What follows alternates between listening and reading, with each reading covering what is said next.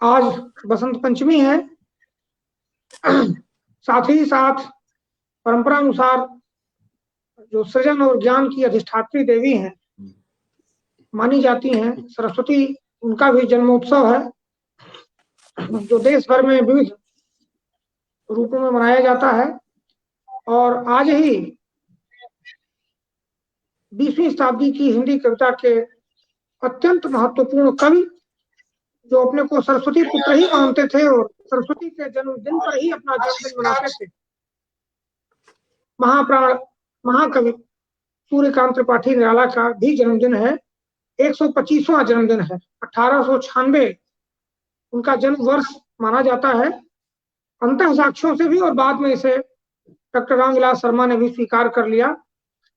इस तरह से उनका 125वां वर्ष आज पूरा हुआ है। अगर स्थितियां सामान्य होती, कोरोना का यह प्रकोप न होता, तो निश्चय ही हम लोग इलाहाबाद में एक बड़ी गोष्ठी करते और उसमें दूसरे प्रकार की बातचीत होती। लेकिन समय का दबाव, कोरोना का प्रकोप, इसमें हम लोगों ने इस बातचीत को आज यहाँ शुरू करने का निर्णय लिया है और निश्चय किया है कि वर्ष भर इस मंच से निराला के निमित्त, मूलतः निराला परिवार के सदस्यों द्वारा बनाया हुआ एक मंच है जो पहले निराला साहित्य संस्थान के नाम से था, बाद में निराला के निमित्त नाम से परिवर्तित हो गया और सहयोगी संस्था के रूप में, सहयोगी प्रयास के रूप में मुक्तिबोध साहित्यिक मंच। हम वर्ष भर हर महीने कम से कम एक गोष्ठी करेंगे और निराला के विविध पक्षों पर बातचीत करेंगे। हम अपनी गोष्ठियों में उन सवालों को भी शामिल करेंगे जो किन्हीं कारणों से निराला की शतवार्षिकी में जिन प्रश्नों को शामिल नहीं किया जा सका या जिन पर बातचीत नहीं हो सकी, उन पक्षों को भी इस वर्ष की बातचीत में हम शामिल करेंगे। आज उस श्रृंखला की यह पहली गोष्ठी है। हमारी योजना है कि हम कम से कम 12 गोष्ठियां करें 12 महीनों में, और अगले बसंत पंचमी पर जब इसका समापन करेंगे तो इलाहाबाद में एक बड़ी गोष्ठी करेंगे, 2 सत्रों की या 2 दिन की। इस बीच और बहुत सारी संस्थाएं, संगठन, विश्वविद्यालय, महाविद्यालय या जहां जैसे हो पाएगा संभव, पत्रिकाओं के विशेषांक भी हो सकता है आए, उनमें भी उन सवालों पर बातचीत होगी। लेकिन इसकी शुरुआत हम अपने स्तर पर इस आभासी मंच से कर रहे हैं। हमें बेहद खुशी है कि इस पहली गोष्ठी में बातचीत करने के लिए हमने जिन 2 अपने विद्वान वक्ताओं को आमंत्रित किया, एक हमारे अनन्य मित्र, साथी, दोस्त, कवि और कविता के आलोचक, उनके कवि व्यक्तित्व पर कम ध्यान दिया गया, लेकिन मूलतः कवि, और उससे अधिक जो उनकी सुप्रसिद्धि है कविता के आलोचक, प्रोफेसर आशीष त्रिपाठी, जो काशी हिंदू विश्वविद्यालय में प्रोफेसर हैं हिंदी के, लेकिन प्रोफेसर गौड़ है, वो मूलतः कवि हैं, कविता के समीक्षक हैं। और श्री अरुण कमल, जो पटना विश्वविद्यालय में अंग्रेजी के प्रोफेसर रहे, अब सेवानिवृत्त हो गए हैं, और कल ही जिनका जन्मदिन था, जिन्होंने मतलब हिंदी कविता में एक लंबी यात्रा की है। उनकी पहले संग्रह की उस चर्चित कविता को अगर याद करें, अपनी केवल धार से लेकर और कविता के नित्य नए इलाकों की खोज करते हुए कुछ न कुछ जोड़ते रहते हैं, कुछ न कुछ उसमें योग करते रहते हैं। हिंदी के अत्यंत महत्वपूर्ण कवि हैं। न केवल महत्वपूर्ण कवि, बल्कि कविता पर जो उन्होंने विचार विमर्श किया है, कविता और कविता संबंधी जीवन के जो दूसरे सवाल हैं, वह भी 3 पुस्तकों में, कविता और समय, गोलमेज, और एक और पुस्तक है गद्य की, उनकी किताबों की, इसमें बातचीत है, इंटरव्यूज है, कुछ साक्षात्कार है। वो उन पुस्तकों में ढेर सारे विचार कविता और जीवन संबंधी संकलित हैं। समय समय पर हम उनके आलोचनात्मक लेखों से भी परिचित होते रहते हैं। यह हमारे लिए अत्यंत खुशी और सौभाग्य दोनों का विषय है कि हमने अपने इन वक्ताओं को लंबे समय से इनका पीछा किया है, लगभग साल भर से, और दोनों पकड़ में नहीं आ रहे थे, लेकिन दोनों को बांधने का सूत्र निराला से मिला और दोनों वक्ता हमारे बीच हैं। मैं अपनी ओर से, अपनी संस्था मुक्तिबोध साहित्यिक मंच की ओर से, निराला के परिवार की ओर से बनाई गई संस्था निराला के निमित्त की ओर से, निराला के अपने परिवार की ओर से और निराला के बृहत्तर साहित्यिक परिवार की ओर से मैं अपने इन दोनों विद्वान वक्ताओं का, अतिथियों का, जो दोनों मित्र भी हैं, सखा भी हैं, हमारे साथी भी हैं और हमारे अतिथि वक्ता भी हैं, मैं आप सभी का हार्दिक स्वागत करता हूं। मैं बिना कोई समय लिए सिर्फ यह कहना चाहता हूं कि निराला के बारे में बहुत सारी बातें हुई हैं। उनकी रचनावली में उसके संपादक नंद किशोर नवल ने उनको डॉक्टर रामविलास शर्मा जैसा एक सक्षम आलोचक मिला, जिसने उन पर, उनके हर पहलू पर बातचीत की। इन 125 वर्षों में निराला पर बहुत सारी पुस्तकें, पत्रिकाओं के विशेषांक, लेख, गोष्ठियां, उन सब में निराला के बहुत सारे पक्ष उभर कर आए हैं। हम यह दावा नहीं कर सकते कि जो बातचीत यहाँ होगी वो उससे सर्वथा आगे की होगी और पुरानी कोई बात उसमें नहीं रहेगी, किसी बात की झलक नहीं रहेगी, यह दावा किया भी नहीं जा सकता। लेकिन हम उम्मीद करेंगे कि उन बातों के साथ साथ 125वां वर्ष थोड़ा पुनर्मूल्यांकन का वर्ष है, तो इसलिए हमने इसका जो बहस का विषय रखा है, बातचीत की केंद्रीय अवधारणा रखी है, वह है पुनर्मूल्यांकन का परिप्रेक्ष्य। अगर निराला का पुनर्मूल्यांकन किया जाए तो नए परिप्रेक्ष्य, नए क्षितिज क्या बन सकते हैं, क्या उद्घाटित हो सकते हैं, क्या नए सवाल उभर सकते हैं, और उन सवालों के आलोक में, उन सवालों के साथ हम निराला के पास कैसे जाएं, इसको समझने के लिए यह पहली गोष्ठी है। आगे की गोष्ठियों में भी इन्हीं बिंदुओं का, इन्हीं सवालों का विस्तार होगा। मैं एक बार पुनः अपने सभी श्रोताओं, इस मंच से जुड़े सभी श्रोताओं, दर्शकों जो यहाँ उपस्थित हैं, जो हमारे फेसबुक पेज से जुड़े हुए हैं, और अपने दोनों विद्वान अतिथि वक्ताओं का बहुत आदर के साथ स्वागत करता हूँ। इसमें दो वक्तव्य होंगे। कविता से जोड़कर बातचीत करेंगे आशीष जी, और बाद में दूसरा वक्तव्य जो होगा वह गद्य और विचार पक्ष से श्री अरुण कमल उस पर बातचीत करेंगे। मैं बहुत आदर, बहुत सम्मान और बहुत आत्मीयता के साथ, बहुत अपनेपन के साथ अपने मित्र सखा श्री आशीष त्रिपाठी को आमंत्रित करता हूं अपनी बात रखने के लिए। बहुत बहुत धन्यवाद भाई सूर्य नारायण जी। ये मेरे लिए बहुत आश्वस्ति का, सुख का, सुकून का अवसर है कि मैं आज अपने एक ऐसे पूर्वज के बारे में बात करने के लिए आप सबके समक्ष उपस्थित हूं, जिसे बचपन से आत्मा के भूगोल के बनने की शुरुआत के दिनों से हम अपनी आंखों में धारण करते रहे हैं, जिसका पीछा करते रहे हैं, जिससे संघर्ष करते रहे हैं, अकेले में अनेक बार जिससे लड़ते रहे हैं। और ये खुशी और भी बढ़ जाती है जब हम ये देखते हैं कि निराला की परंपरा के कवि अरुण कमल इस अवसर पर जो कुछ भी मैं अपनी टूटी फूटी भाषा में, बानी में कहूंगा, उसको सुनने के लिए उसके साक्षी के रूप में मौजूद है।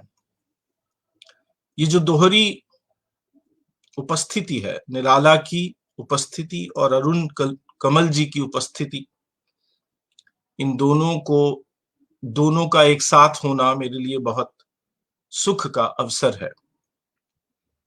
अरुण जी के साथ खड़े होना, उनके साथ बोलना अपने आप में एक भीतरी समृद्धि पैदा करता है, और इस समृद्धि को अनेक बार अनुभव करते हुए आज फिर मैं अनुभव कर रहा हूं। हमारे दोनों मित्र विवेक निराला जी, जो खुद हिंदी के एक अत्यंत महत्वपूर्ण कवि हैं, हमारे साथी हैं, और सूर्य नारायण जी, ये सब आत्मा के भूगोल का एक हिस्सा हैं। इनके होने से मेरा होना होता है।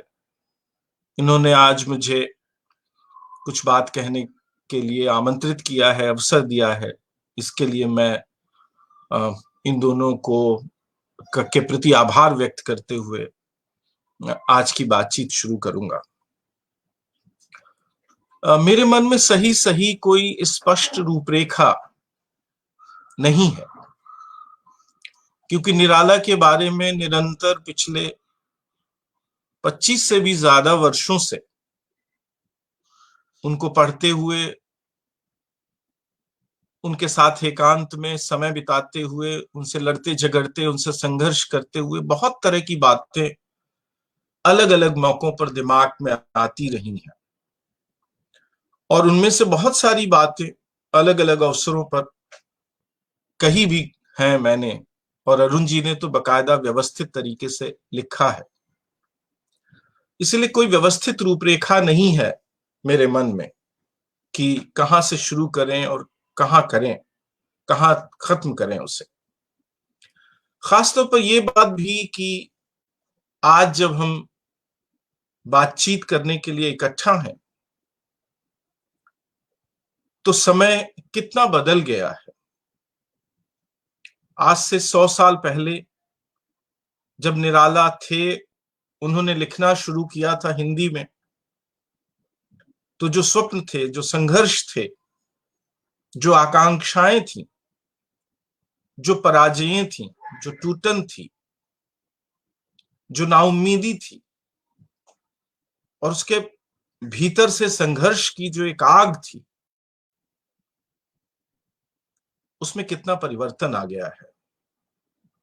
निराला के सामने जो परिस्थितियां थी, और आज जब निराला के 125 साल पूरे होने पर हम ये बात करने के लिए इकट्ठा हुए हैं, तो परिस्थितियों में कितना परिवर्तन आ गया है। इसलिए उनके मूल्यांकन का कोई नया परिप्रेक्ष्य प्रस्तावित करना इतना आसान नहीं है। पर ये एक स्तर पर आसान भी है, क्योंकि ये समय, जिस समय में हम रह रहे हैं, इस समय ने ही ये परिप्रेक्ष्य प्रदान कर दिया है। ये जो 20वीं शताब्दी के आखिरी दशक से 1990 के बाद, और भारत और विश्व की परिस्थितियों में 1991-92 के बाद जो दुनिया है, और 1991-92 के बाद जो भारत है, उसमें क्रमशः जैसे जैसे बदलाव पिछले 30 वर्षों में हुए हैं, मनुष्यता के ऊपर, मनुष्यता द्वारा कमाई गई सारी निधियों के ऊपर, जिन निधियों के लिए संघर्ष किया निराला जैसे कवियों ने, जो शक्तियां, जो संपन्नताएं, जो समृद्धियां बहुत बहुत लंबे संघर्ष से पाई गई, वे सब धीरे धीरे जैसे हमारे हाथ से छूट रही हैं।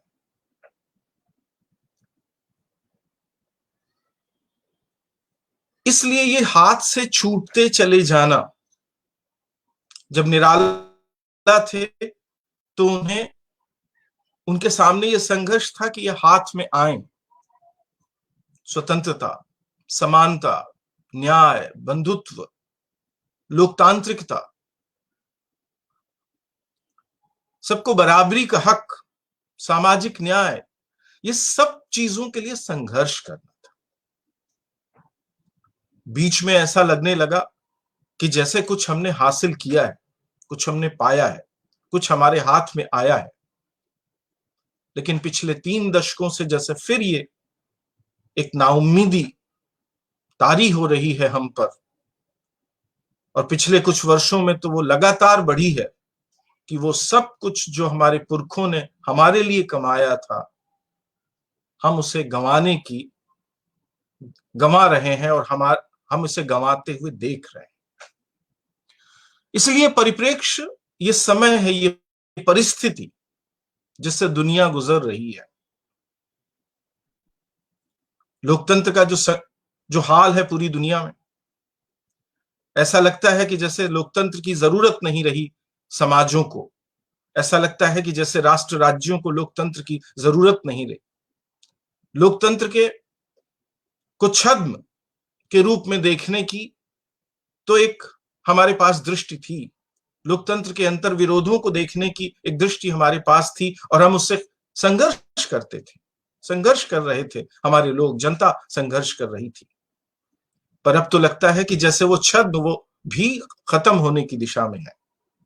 क्रूर तानाशाहियां सामाजिक स्तर पर और राष्ट्रीय स्तर पर और वैश्विक स्तर पर दिनों दिन मुखर और ताकतवर और शक्तिवान होती जा रही है। अन्याय दिनों दिन ताकतवर होता जा रहा है, मुखर होता जा रहा है, प्रभावशाली होता जा रहा है। शायद निराला के जमाने में उसके 100 हाथ होंगे, पर आज जब 1920 में 2020-21 में हम बात कर रहे हैं निराला की 125वीं पर,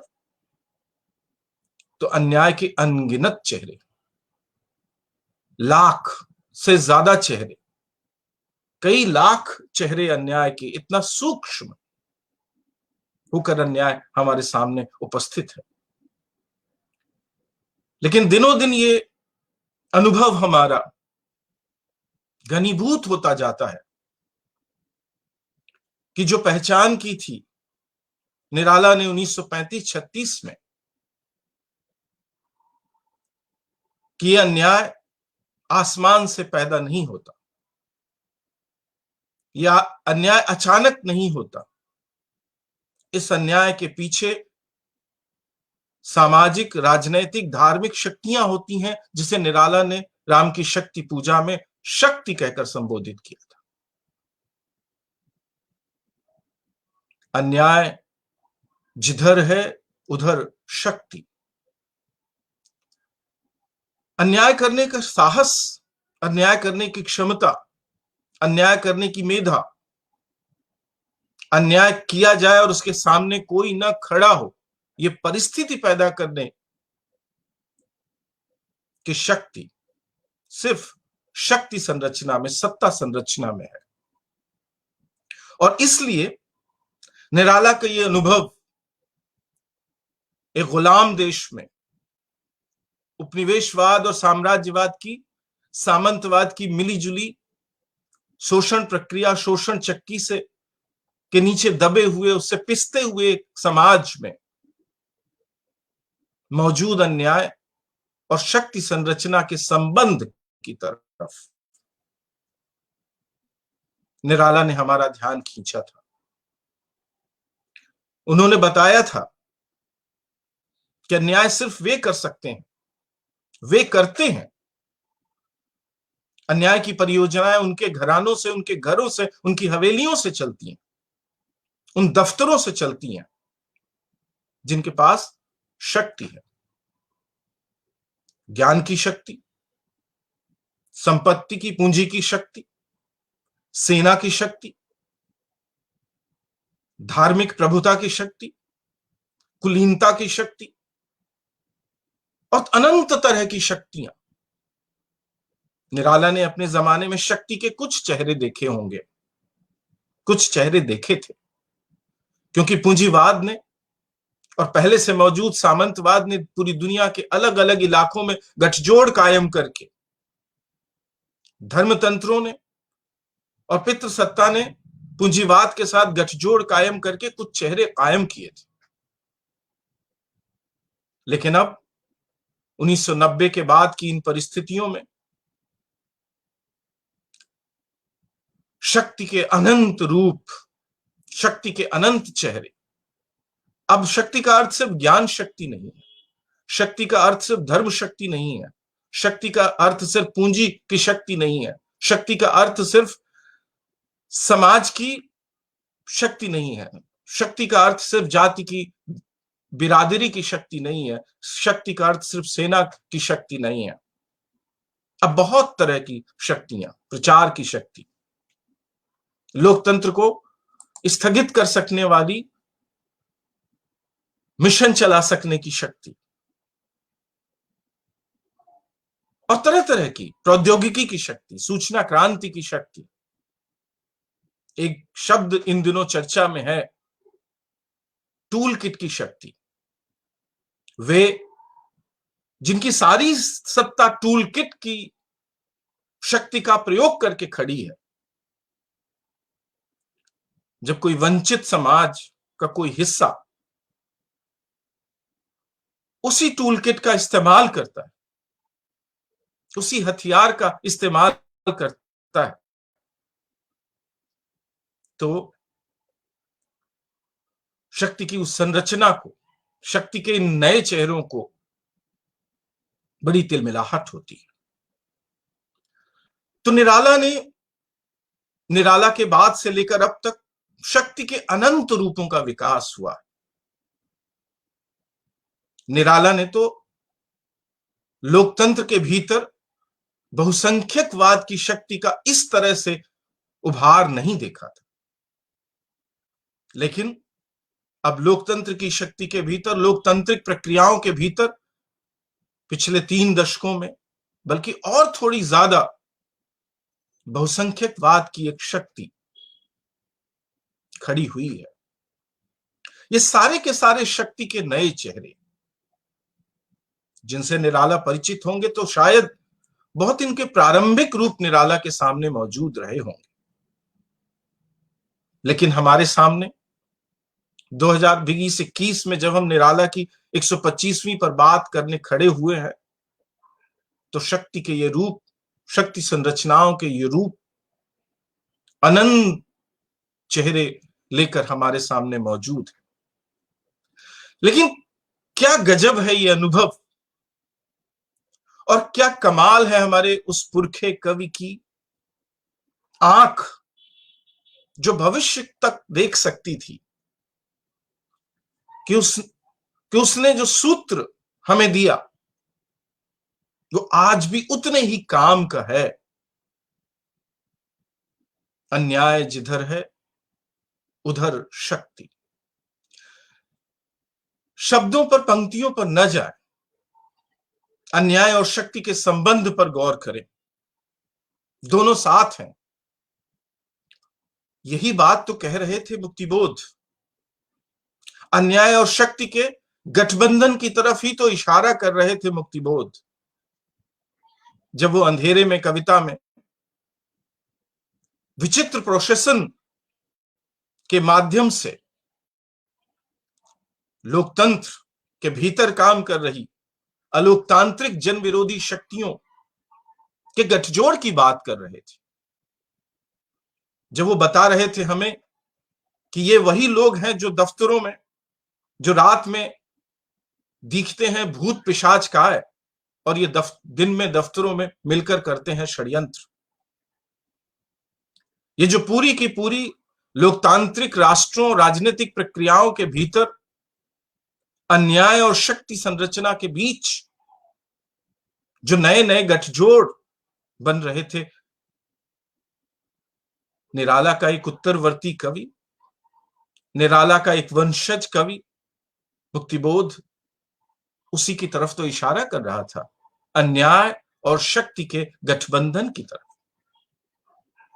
और तब से लेकर अब तक मुक्तिबोध की अनेक कविताएं, चाहे वो भूल गलती हो या फिर बाद के कवियों की कविताएं, अन्याय और शक्ति के उसी गठबंधन की ही तो जैसे निशानदेही करती हैं, जैसे वो अलग अलग रूपों में हमारे सामने इस गठबंधन के चेहरे खोलती। राष्ट्र राज्य की शक्ति का अन्यायी चेहरा, राष्ट्र राज्य द्वारा किए जाने वाले अन्यायों का प्रकटन, लोकतांत्रिक शक्तियों द्वारा किए जा रहे अन्यायों का प्रकटन, चाहे वो रघुवीर सहाय हो, चाहे धूमिल, चाहे सर्वेश्वर दयाल सक्सेना, चाहे दुष्यंत कुमार, और उसके बाद से राजेश जोशी, अरुण कमल की पीढ़ी, अरुण जी की अनेक कविताएं, मगही पान वाली वो जो कविता है, जिनके मुंह में कौर मांस का, उनको मगही पान। भारतीय समाज में लोकतांत्रिक राजनीतिक प्रक्रियाओं के बीच समाज का जिस तरह का राजनीतिकरण हुआ, सामाजिक शक्तियों का जिस तरह का राजनीतिकरण हुआ, और अन्याय उनके साथ जिस तरह से पैबस्त है, गठबंधन में है। कितनी कविताएं हैं राजेश जोशी की, कितनी कविताएं हैं अरुण कमल की, अन्याय और शक्ति के इस गठबंधन का खुलासा करती हैं। और अन्याय और शक्ति के इस गठबंधन के सामने वो जो बड़ी नागरिकों की दुनिया छूट गई, विवश, बेचैन, तड़पती हुई, दुखी, पैरों के नीचे कुचली जाती हुई, बेबसियों के, दुखों के अनंत रूप जो अन्याय और शक्ति के इस गठबंधन के सामने के अनंत रूपों के सामने निरंतर बनते हैं, उन दुखों के, उन वेदनाओं के, उन पीड़ाओं के, अन्याय सहते लोगों के वे चेहरे, दुखों के वे रूप देखा। एक दुखी निज भाई, ये जो निज भाई जब भातृत्व के सिद्धांत से, बिरादराना के बंधुत्व के सिद्धांत से चलते हैं तो भाई का अर्थ से पुरुष नहीं होता, भाई का अर्थ स्त्री भी होता है, भाई का अर्थ किन्नर और दूसरे जेंडर के लोग भी होते हैं। तो जैसे तोड़ती पत्थर अन्याय और शक्ति के गठबंधन के सामने उपजता हुआ एक दुख, एक बेबस चेहरा जो रोता नहीं, रोकर हार नहीं मान लेता, पर जो अन्याय और शक्ति की उस अट्टालिका को, अन्याय और शक्ति के गठबंधन से पैदा हुई उस अट्टालिका को पहचानता है और उस पर प्रहार करता है। सामने तलुमालिका अट्टालिका प्राकार, सामने पेड़ों की एक लड़ी है और अन्याय और शक्ति के गठबंधन के सामने हाशिए में छूट गई ये औरत, जिसे एक पेड़ भी नसीब नहीं। जब निराला लिख रहे थे तो वो औरत, मजदूर औरत, अट्टालिका पर प्रहार नहीं कर पा रही थी, वो दुखी थी, उसने मार सही थी, लेकिन उसकी शक्ति यह थी। और जैसे कि सभी दमित वंचित वर्गों की, अभावग्रस्त वर्गों की, संघर्षशील वर्गों की शक्ति होती है, दुनिया की वे सारी की सारी जनशक्तियां जो अभावग्रस्त हैं, अन्याय सहती हैं, दमन, उत्पीड़न, निर्धनता जिनके हिस्से आती है, उन सब की सबसे बड़ी ताकत होती है कि वे अन्याय सहकर भी, मार सहकर भी रोते नहीं। वे निशानदेही करते हैं कि जब प्रहार होगा तो किस पर होगा, जब प्रहार की परियोजना बनेगी, कोई संगठित शक्ति कायम होगी तो किस पर प्रहार होगा।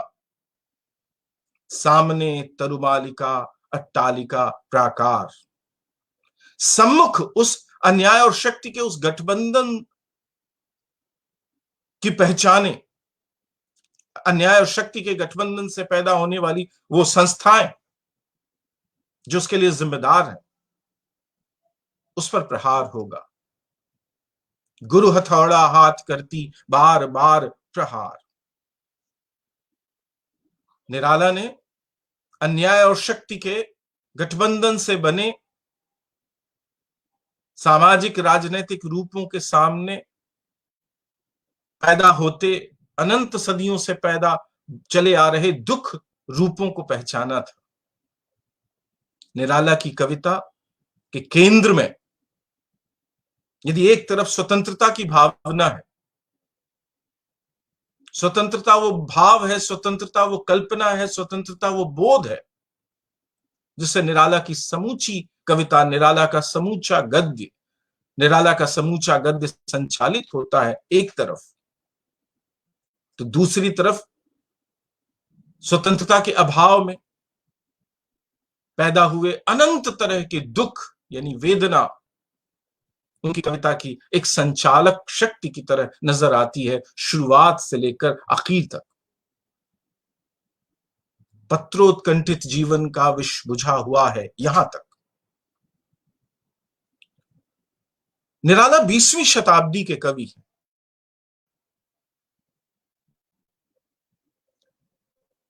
क्योंकि 20वीं शताब्दी के तरह तरह के भारतीय अनुभव और विशेष रूप से हिंदी अनुभव, हिंदी समाज के अनुभव उनकी कविता में विन्यस्त हैं, प्रकट हो सके, अभिव्यक्त हो सके। निराला, जैसा मैंने कहा कि अन्याय और शक्ति के गठबंधन के सम्मुख मौजूद, अन्याय और शक्ति के गठबंधन से बने अनंत दुख रूपों को हमारे सामने रखते हैं। और निराला इसलिए 20वीं शताब्दी के कवि हैं क्योंकि महान और बड़े कवि होने के बावजूद जो दूसरे थे, यानी भाषा की दृष्टि से, कविता की दृष्टि से, अलग अलग स्तरों से शायद निराला से महान कवि उनके समय में और उनके बाद भाषा में होंगे। शायद कुछ लोगों को जयशंकर प्रसाद निराला से ज्यादा बड़े, ज्यादा महान कवि लगते हो।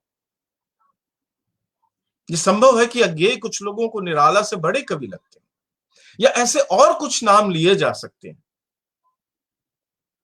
लेकिन निराला के परवर्ती कवियों ने, एक के बाद एक पीढ़ियां आती रहीं, लेकिन परवर्ती पीढ़ियों ने जिस एक कवि से लगातार संवाद किया, और संवाद करने का अर्थ अनुकरण करना, अनुगमन करना नहीं होता। संवाद अनेक परिस्थितियों में किया जाता है, अनेक सामाजिक, राजनैतिक, सांस्कृतिक जरूरतों के तहत किए जाते हैं संवाद। निराला एक ऐसे कवि हैं जिनके साथ, जिनकी कविता से, जिनकी जटिलताओं से निरंतर कवियों ने संवाद किया। प्रगतिशील कवियों ने, शमशेर ने, मुक्तिबोध ने, नागार्जुन ने, त्रिलोचन ने, केदारनाथ अग्रवाल ने, एक स्तर पर भवानी प्रसाद मिश्र जैसे कवियों ने, शिव मंगल सिंह सुमन जैसे कवियों, उसके बाद उस तरह से न सही लेकिन किसी न किसी रूप में नई कविता से प्रभावित अनेक कवियों ने, गिरजा कुमार माथुर ने निराला से संवाद किया। और उस कड़ी को प्रगतिशील कवियों द्वारा विकसित की गई उस संवाद प्रक्रिया को आगे बढ़ाया नक्सलबाड़ी के बाद उभरे कवियों ने, जिनमें भारतीय जीवन के प्रति असीम ममत्व था, भारतीय जीवन को भाषा में व्यक्त करने की असीम ललक थी, भारतीय जीवन को विशिष्ट भाषिक संरचनाओं में व्यन्यस्त करने और अभिव्यक्त करने की नई प्रणालियों की खोज जो कवि करना चाहते थे, अरुण कमल और राजेश जोशी की पीढ़ी के कवि, उन्होंने भी संवाद की उस प्रक्रिया को आगे बढ़ाया। मुझे याद आता है जब निराला की जन्म शताब्दी हम मना रहे थे, आज से 25 साल पहले, तब इन कवियों ने किस तरह से निराला को याद किया था। और सिर्फ इसलिए नहीं कि उन्होंने गद्य में लिखकर निराला के बारे में अपनी राय प्रकट की, अपनी भावनाएं प्रकट की, बल्कि इनकी कविता में संवाद की वो प्रक्रिया हमें दिखाई देती है। कहना ना होगा कि निराला से परवर्ती कवियों का यह संवाद आज भी रुका नहीं है। आज भी जब अन्याय और शक्ति के उस गठबंधन के नए रूपों की पहचान करने की किसका सवाल खड़ा होता है, जैसा कि मैंने शुरू में कहा, जब शक्ति की मौलिक कल्पना का सवाल खड़ा होता है, जब नाउम्मीदी और उम्मीद के बीच हवा में झूलते हमारे मन को कहीं कोई ठौर पाना होता है, जैसा कि आजकल अक्सर होता है। रात के गहन अंधेरे में कभी 11 बजे, कभी 12 बजे, कभी 1 बजे, कभी 2 बजे अचानक नाउम्मीदी की एक ऐसी तरंग उठती है जो रात भर सोने नहीं देती। जब नाउम्मीदी बहुत घेर लेती है, जैसे राम को घेर लिया राम की शक्ति पूजा में, जब कहीं कोई राह नहीं सूझती, जब ऐसा लगने लगता है कि हमारा ये समय निरंतर अंधेरे से भरता जा रहा है, वे तमाम शक्तियां जिनके ऊपर जिम्मेदारी थी कि वह रोशनी दें, वो ज्योति पैदा करें, वे प्रकाश दें, वे तमाम संस्थाएं, वे तमाम सामाजिक प्रक्रियाएं,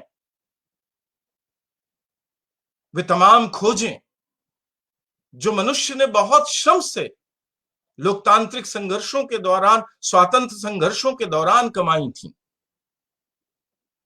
और जिनसे उम्मीद की थी कि वो ज्योति देंगी, वो प्रकाश देंगी, वो रोशनी देंगी, वे सारे के सारे सूर्य जो हमने पैदा किए थे,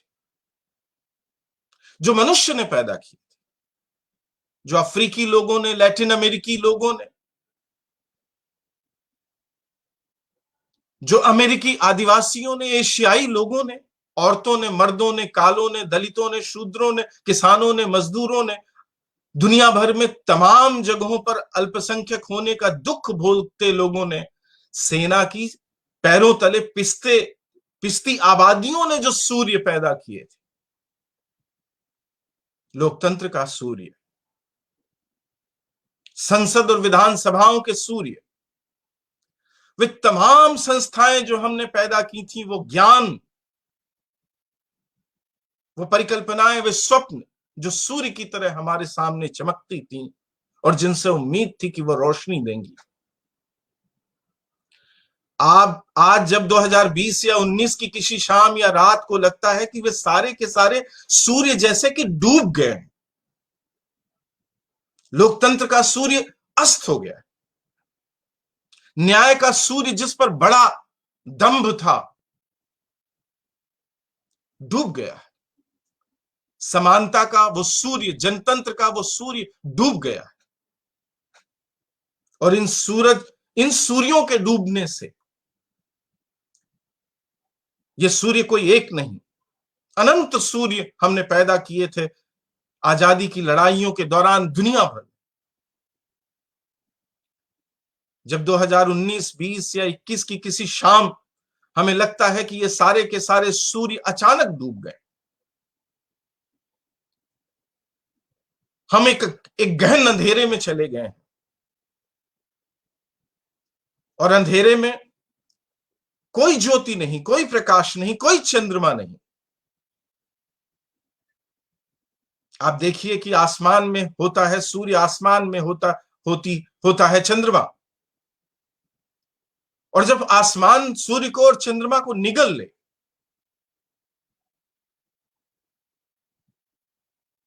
और स्वयं रोशनी देने की बजाय अंधेरा पैदा करने लगे, जैसा कि आज लगता है कभी कभी कि ये सारे के सारे सूर्य जिसमें केंद्रीय तत्व है लोकतंत्र के सूर्य का डूबना, न्याय के सूर्य का डूबना, समाजवाद के स्वप्न का डूबना, समानता के स्वप्न के सूर्य का डूबना, ये सारे के सारे सूर्य डूब गए और है अमानिशा गगन घन उगलता अंधकार, खो रहा दिशा का ज्ञान। हम में से किसे नहीं लगता है आज कि जैसे निराला को 1935-36 में यह लगता था कि वो शक्ति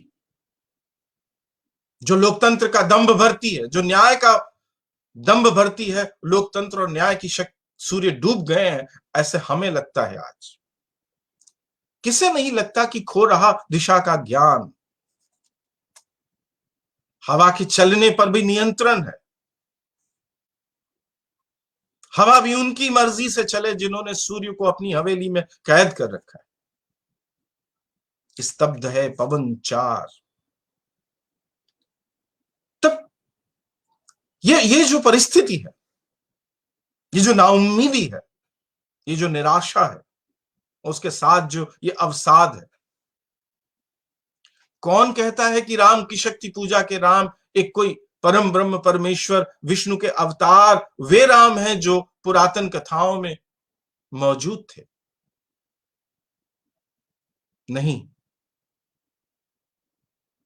मैं हूं राम। इस देश में वे तमाम किसान जो मारे गए अपने हकों के लड़ते हुए दिल्ली में, वे सब हैं अमानिशा से घिरे हुए, वे राम ही तो हैं। वे जो अनंत लोग कैद में बंद हैं, आप देखेंगे कि निराला की परवर्ती कविताओं में आजादी से पहले और आजादी के बाद की कविताओं में कैद खाना, बंदी गृह, कारागार, जेल बार बार एक बिंब के रूप में आता है। जैसे राम की शक्ति पूजा और तुलसीदास का केंद्रीय बिंब है अंधेरा, और अंधेरे से उम्मीद का संघर्ष करता हुआ एक कवि उम्मीद के रूपक रचता है। वैसे उनकी परवर्ती कविताओं का एक केंद्रीय बिंब है बंदी गृह, कारागार, जेल घर, कैद खाना। एक आजाद देश में लोकतंत्र में रहते हुए निराला को लगता था कि ये समाज एक कारागार है, ये दुनिया एक कारागार है। बंदी गृह वरण किया, गहन है यह अंधकारा। वो अंधकार जो राम की शक्ति पूजा में था, है अमानिशा, वो कारागार की तरह उनकी कविता में अंत तक मौजूद था। कितना दिलचस्प है यह कि उसी जमाने में मुक्तिबोध की कविताओं में भी बंदी गृह है, भूल गलती का नायक एक बंदी है, जिसे बंदी गृह में बंद किया गया है और पेश किया गया है शासन सत्ता के सामने, शक्ति के सामने, अन्याय और शक्ति के गठबंधन से चलने वाली सत्ता के सम्मुख। कितना दिलचस्प है ये कि निराला के उन्हीं दिनों जब निराला बंदी गृह और कैद खाने के रूपक हमारे सामने रच रहे थे, तो उर्दू के हमारे सबसे प्रिय कवि फैज अहमद फैज विभाजन के बाद पाकिस्तान में जिंदानामा लिख रहे थे। फिरदौसी ने लिखा था शाहनामा, और बहुत सारे नामाओं की परंपरा थी, बाबरनामा, अकबरनामा। नजीर ने लिखा रोटीनामा, आदमीनामा। और फैज अहमद फैज उन्हीं दिनों जब निराला लिख रहे थे, बंदी गृह के रूपक रच रहे थे, तो फैज अहमद फैज भी बंदी गृह का रूपक रच रहे थे। जिंदानामा उनके कविता संग्रह का दूसरे कविता संग्रह का शीर्षक है। और पहले कविता संग्रह फैज अहमद फैज के पहले कविता संग्रह में दो कविताएं हैं, जिंदा की एक सुबह और जिंदा की एक शाम। जिंदा यानी जेल घर, और फिर बाकायदा उनके दूसरे कविता संग्रह का शीर्षक हुआ जिंदानामा। आजाद होने के बावजूद, लोकतंत्र होने के बावजूद 1950 और 60 के दशक में निराला, मुक्तिबोध और फैज अहमद फैज बंदी गृह का रूपक रच रहे। आज हम सब, कितने हैं हम में से लोग वे जो रात को सो नहीं पाते, जिनकी नींद अचानक रात में उठ जाती है, और जिन्हें जागते हुए दिन के जब आसमान में भौतिक सूर्य उगा होता है तब हमें एक अंधकार दिखाई देता है। उन्हीं लोगों को यह समाज एक बंदी गृह, कितने लोग हैं हम में से जिन्हें हमारा समकाल एक बंदी गृह लगता है। हम अपने अपने घरों में कहने के लिए स्वतंत्र, परंतु कभी कभी बोध के किसी न किसी स्तर पर जैसे हम खुद को बंदी अनुभव करते हैं, जैसे निराला करते थे। इसीलिए निराला एक ऐसे कवि हैं जिनसे बाद की पीढ़ियां, मैंने कहा कि सिर्फ नागार्जुन, केदारनाथ अग्रवाल, शमशेर की पीढ़ी नहीं, अरुण कमल, राजेश जोशी, मंगलेश डबराल की पीढ़ी नहीं, बल्कि हम सब भी निराला से संवाद करते हैं। ये संवाद निरंतर चलता रहता है। निराला इसलिए हम सब में जीवित हैं क्योंकि उन्होंने कुछ ऐसा रचा है, उन्होंने कुछ ऐसा कहा है जिससे हम आज भी संवाद कर सकते हैं। वे एक ऐसे कवि नहीं थे जो अपने ही समय के बारे में कहकर जिन्होंने अपनी बात खत्म कर दी थी, पर उनकी बातों में, उनकी पंक्तियों में, उनके रूपकों में बहुत सारी ऐसी बातें हैं जो उनके समय से होते हुए हम तक आती हैं और हम आज भी उनके साथ संवाद कर सकते हैं। यदि निराला सिर्फ अपने तत्काल से, अपने समकाल से संबद्ध होते तो शायद वे आज हमारे लिए 20वीं शताब्दी के उन प्रारंभिक दिनों की या 20वीं शताब्दी के प्रथम अर्धांश की को समझने के लिए एक एक एक दस्तावेजी या एक इतिहास की तरह होते। पर निराला हमारे लिए मृत इतिहास का हिस्सा नहीं है। निराला हमारे लिए जीवित वर्तमान का हिस्सा है, क्योंकि हम अलग अलग मौकों पर, अलग अलग अवसरों पर, अलग अलग परिस्थितियों में उनसे उसी तरह संवाद करते हैं जैसे कि हम प्रेमचंद से करते हैं, जैसे कि एक स्तर पर हम फैज अहमद फैज, नाजिम हिकमत, पाब्लो नेरूदा से करते हैं, जैसे एक स्तर पर हम शमशेर या मुक्तिबोध से करते हैं, हम नागार्जुन से, त्रिलोचन से करते हैं, हम यशपाल और भीष्म साहनी से करते हैं, अमरकांत और हरिशंकर परसाई से करते हैं। ठीक वैसे ही, बल उससे ज्यादा शायद हमारे निकट अनुभव होते हैं निराला हमें। बहुत सारी बातें कही जा सकती हैं, बहुत सारी बातें कहे जाने की जरूरत है। उनके निबंधों पर बात करें, उनकी आलोचना पर बात करें, उनके उपन्यासों पर बात करें और उनकी अलग अलग कविताओं और कविताओं के अलग अलग हिस्सों पर बात करें, तो बहुत सारी बातें ऐसी कही जा सकती हैं, कही जानी जरूरी है, जो आज मूल्यांकन के नए परिप्रेक्ष्य प्रस्तावित करती है। 1990 के बाद सिर्फ यह नहीं कि अन्याय और शक्ति के गठबंधन ने नए रूपाकार ग्रहण किए हैं इसलिए निराला हमें याद आते, बल्कि इसलिए भी कि सोचने समझने के, दुनिया जगत को देखने के हमारे तरीकों में और वंचित समुदायों ने जो आंख पैदा की है, उस आंख में कुछ ऐसा है जिसको गहराई से सोचना, समझना जरूरी है और उससे संवाद करना जरूरी है। दलितों ने जो मूल्यांकन किया निराला का पिछले 30 वर्षों में, स्त्रियों ने जो थोड़ा बहुत मूल्यांकन किया और स्त्री के संबंध में जो मूल्यांकन हुआ निराला का, उससे सांप्रदायिकता के सुभार के, कट्टरपंथ और फांसीवाद के उभार के इस समय में निराला की कविता का जिस तरह का पाठ हुआ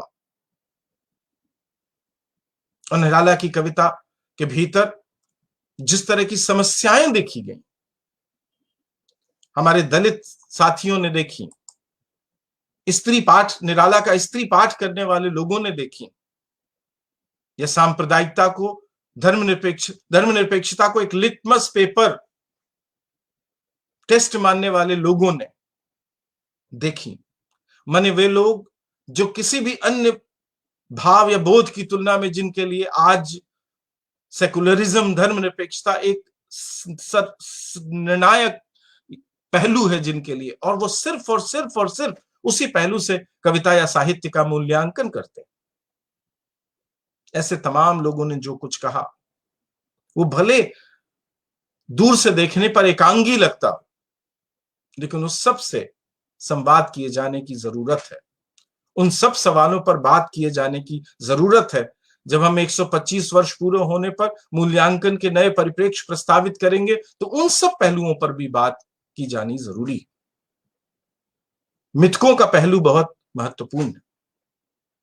2021 के इन महीनों में जब हम ये बातचीत शुरू कर रहे हैं तो पश्चिम बंगाल में राम की शक्ति पूजा के दो केंद्रीय चरित्रों को लेकर एक संघर्ष चल रहा है। बंगाल का ये चुनाव कहने के लिए विधानसभा चुनाव है। कोई एक पार्टी जीतेगी और कोई कुछ पार्टियां हार जाएंगी, लेकिन जिस तरह से वहां संघर्ष चल रहा है, आप देखिए कि राम और शक्ति के बीच संघर्ष है। एक नारा राम को लेकर है और एक नारा शक्ति को लेकर है, और दोनों आमने सामने। क्या 2021 में बंगाल के चुनाव में राम और शक्ति का ये जो द्वंद्व है, राम और शक्ति के नाम पर ये जो द्वंद्व है, और जनता को जिस तरह से विभाजित किए करने का जो कारनामा हो रहा है, क्या राम की शक्ति पूजा को समझने का कोई नया प्रस्ताव इससे मिलता है? क्या मिथकों के बारे में और कविता में मिथकों के प्रयोग के बारे में कोई नए तरह का संदर्भ संकेत हो सकता है जो निराला की कविता के बहाने से, राम की शक्ति पूजा के बहाने से हम करें? आप देखें, मैं अक्सर कहता रहा हूं, और ये बात कहकर मैं खत्म करूंगा इस बात को, क्योंकि मुझे मेरे भीतर भी अरुण कमल जी को सुनने की आकांक्षा है। मैं हमेशा ये कहता रहा हूं, बार बार ये कहता रहा हूं कि निराला का मन,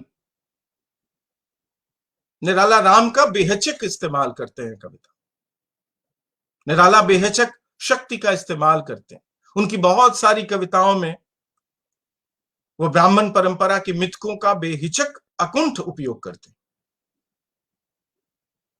शिव का बहुत सारी कविताएं आप देखेंगे, कहने की जरूरत नहीं। उससे यह पता चलता है कि निराला के जमाने में मिथकों से उस तरह का परहेज हमारे रचनाकारों को नहीं था, जैसा कि बाद में हुआ, हमारे सामने आया। समकालीन हिंदी कविता में आप देखेंगे कि लगभग मिथकों से कोई संवाद नहीं मिलता है। किस लिए? क्या इसलिए कि मिथकों के प्रयोग से ये जो सेकुलर सोशल पॉलिटिक्स है, सेकुलर सामाजिकी है, सेकुलर सामाजिक राजनीति है, उस पर प्रश्न चिन्ह खड़े होते हैं। निराला का मन एक हिंदू मन था। हमारे पूर्वजों ने हमें बताया कि धर्म और परंपरा को दो अलग अलग वस्तुओं के रूप में मानना चाहिए। निराला धर्म से हिंदू थे, और वो कितने धार्मिक थे इस पर बात किए जाने की शायद कोई जरूरत नहीं। लेकिन निराला एक कवि के रूप में जिस परंपरा से संवाद करते थे, जिन परंपराओं को उन्होंने अपने लिए खोजा, जिन परंपराओं को उन्होंने अपने लिए अर्जित किया, उन परंपराओं में मुख्यतः परंपराएं हिंदू परंपराएं थी। हिंदू में इन्वर्टेड कामा में कह रहा हूं, यानी जिसे आप हिंदू कहते हैं, वे परंपराएं एक स्तर पर वे आस्तिक भी थे और शायद एक स्तर पर वे धार्मिक भी थे। लेकिन क्या इस पर विचार किए जाने की जरूरत नहीं कि ऐसे तमाम आस्तिकों और धार्मिकों को क्या हम छोड़ देंगे कि सांप्रदायिक और उन्माद पैदा करने वाली शक्तियां, कट्टर शक्तियां समाज में दिनों दिन प्रभाव उनका दुरुपयोग करें? क्या हम ये सोचेंगे कि धार्मिकों की और आस्तिकों की भी एक सेकुलरिटी होती है? धार्मिक अनेक मायनों में नास्तिकों से ज्यादा सेकुलर हो सकते हैं, और दुनिया भर के इतिहास में जगह जगह पर हमें ये बातें देखने को मिलती हैं। क्या धार्मिक होकर सेकुलर होने की जो रणनीतियां हमें पैदा करनी थी, जो कि निराला थे,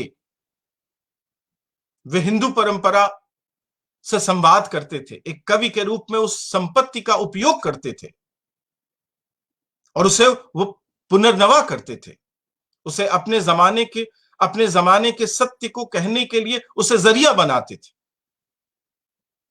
अन्याय और शक्ति के गठबंधन के बारे में जो कुछ उन्होंने कहा, रवि लोकतंत्र के सूर्य और लोकतंत्र और ऐसे तमाम सूर्यों के डूबने के बारे में जिस कविता में उन्होंने कहा राम की शक्ति पूजा में, वो तो मिथकों से संबद्ध कविता है। तो क्या परंपरा को पुनर्नवा करने वाले आस्तिक और धार्मिक लोगों के प्रति जैसा वैमनस्य भाव, अवमानना का भाव हमने बाद के दिनों में अपनाया, उग्र या उन्मादी सेकुलर पॉलिटिक्स के जमाने में, क्या निराला की 125वीं बनाते हुए क्या उस पर पुनर्विचार करने की आवश्यकता नहीं? मैंने कहा कि निराला अधिकांशतः एक हिंदू मन थे। मैं बहुत जोर देकर स्पष्ट करना चाहता हूं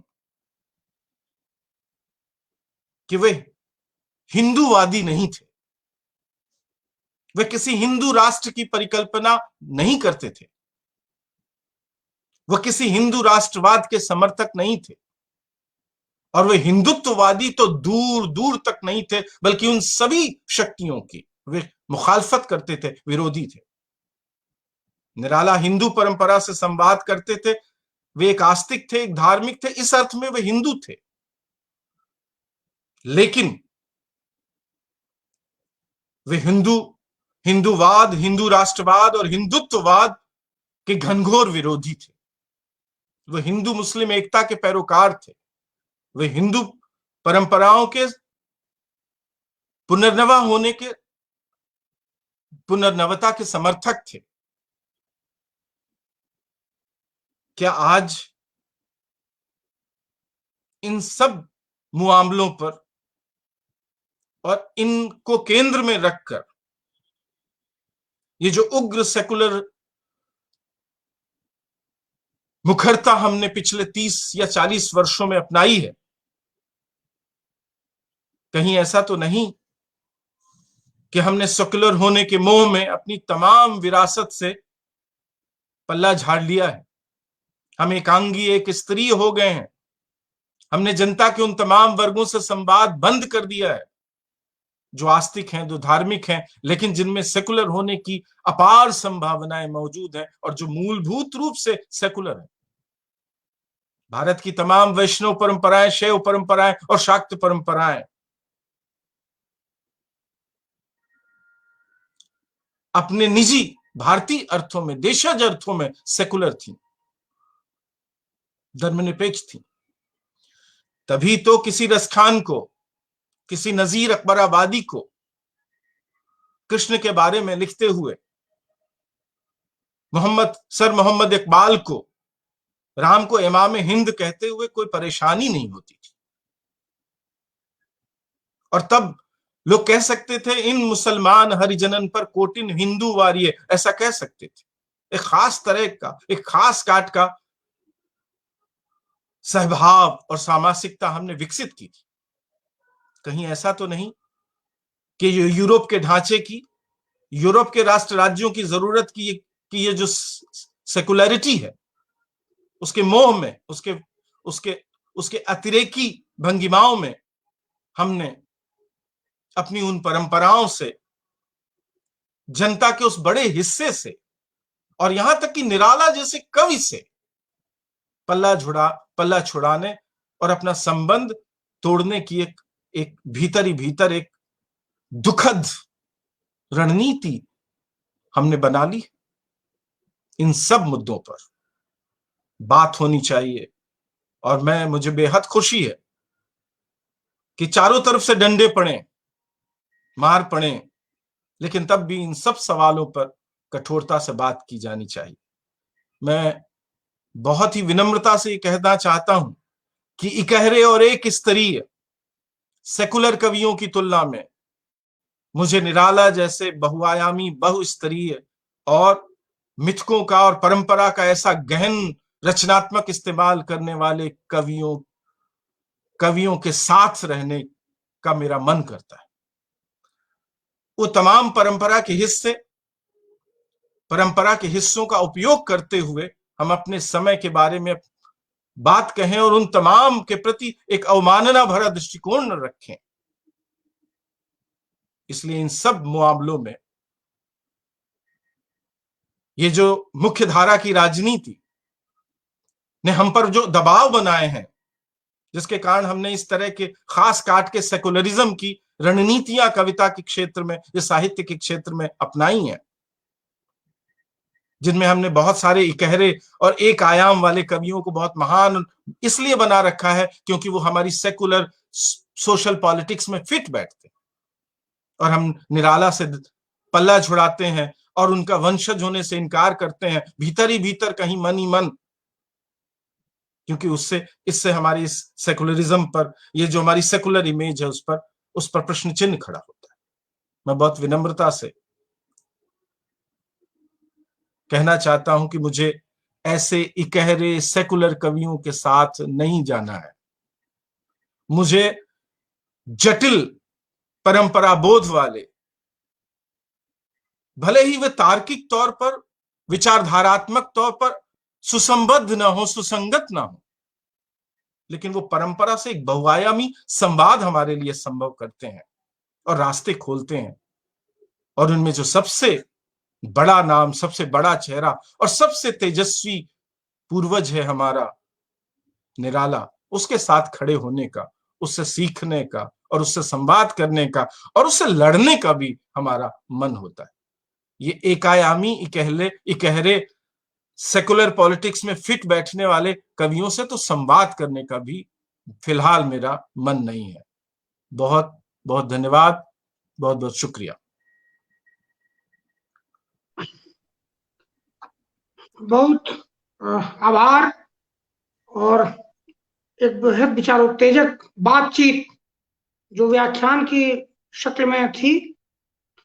लेकिन हम आगे किन किन प्रश्नों पर बात करें, किन किन दृष्टियों से बात करें, उसका प्रस्ताव भी इस व्याख्यान में था।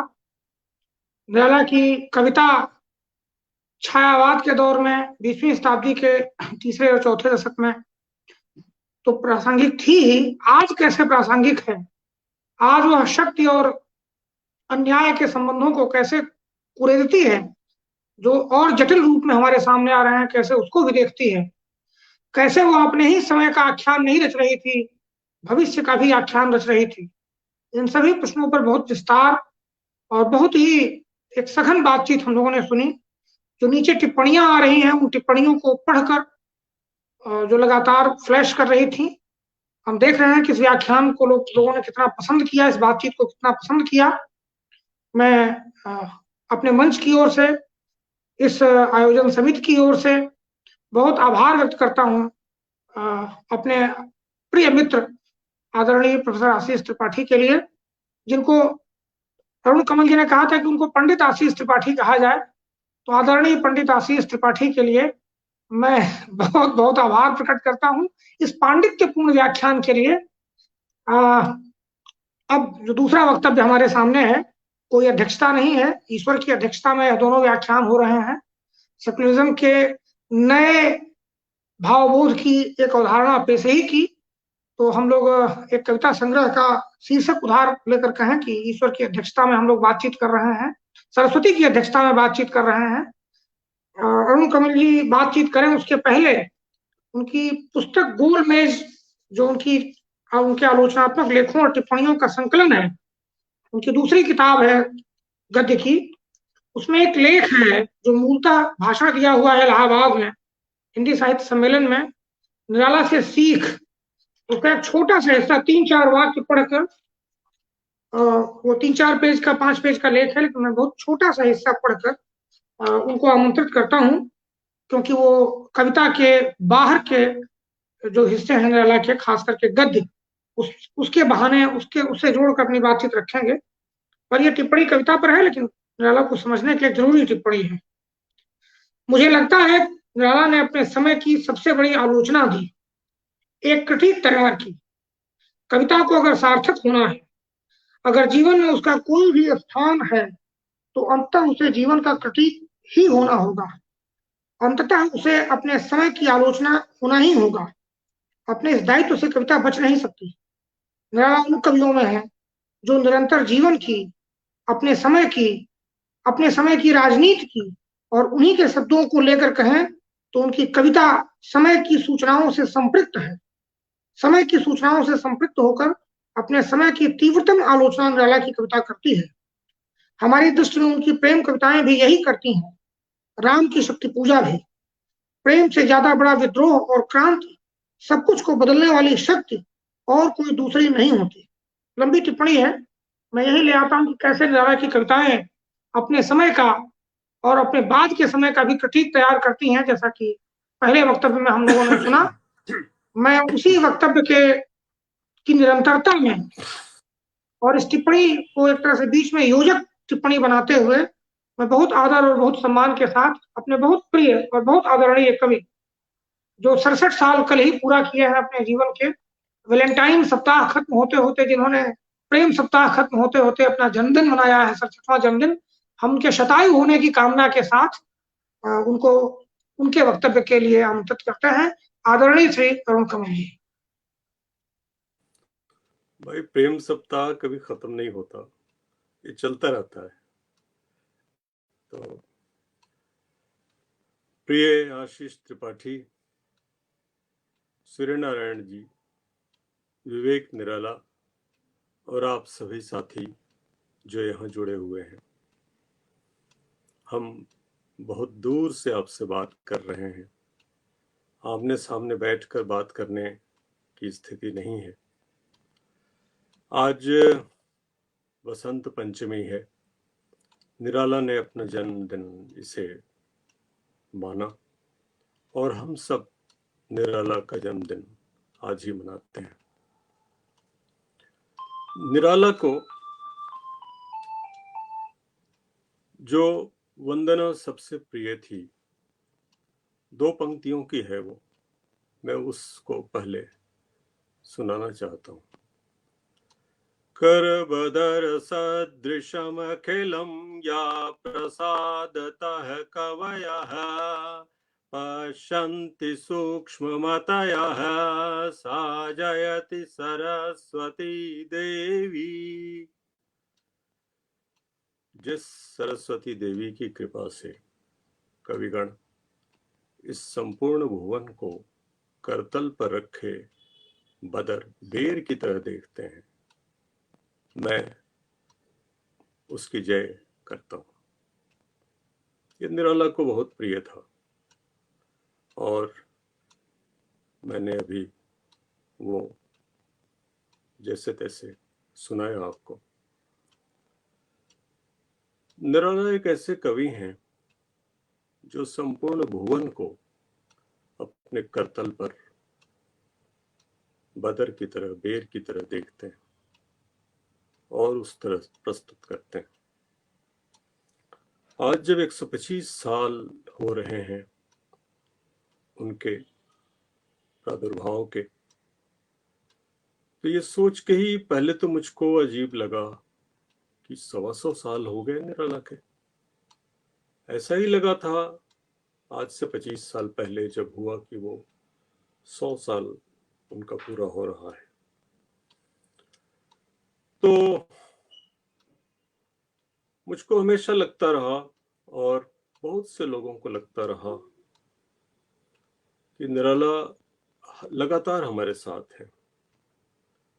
वो हमारी अस्थि मज्जा का अंग है और उनके प्रकाश के बगैर हमारा चलना कठिन है।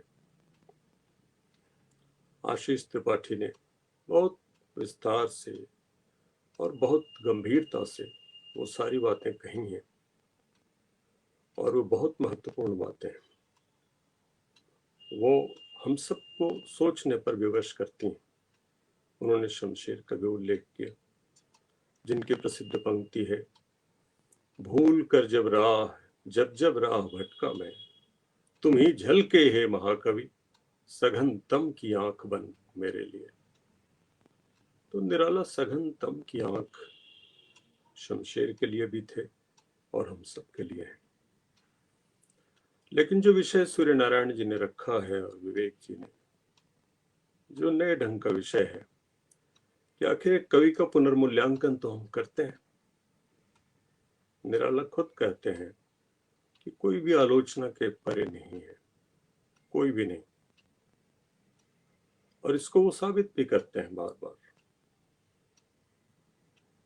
यहां तक कि तुलसीदास, जिनके वो अनन्य भक्त हैं, उनको भी वो बरसते नहीं।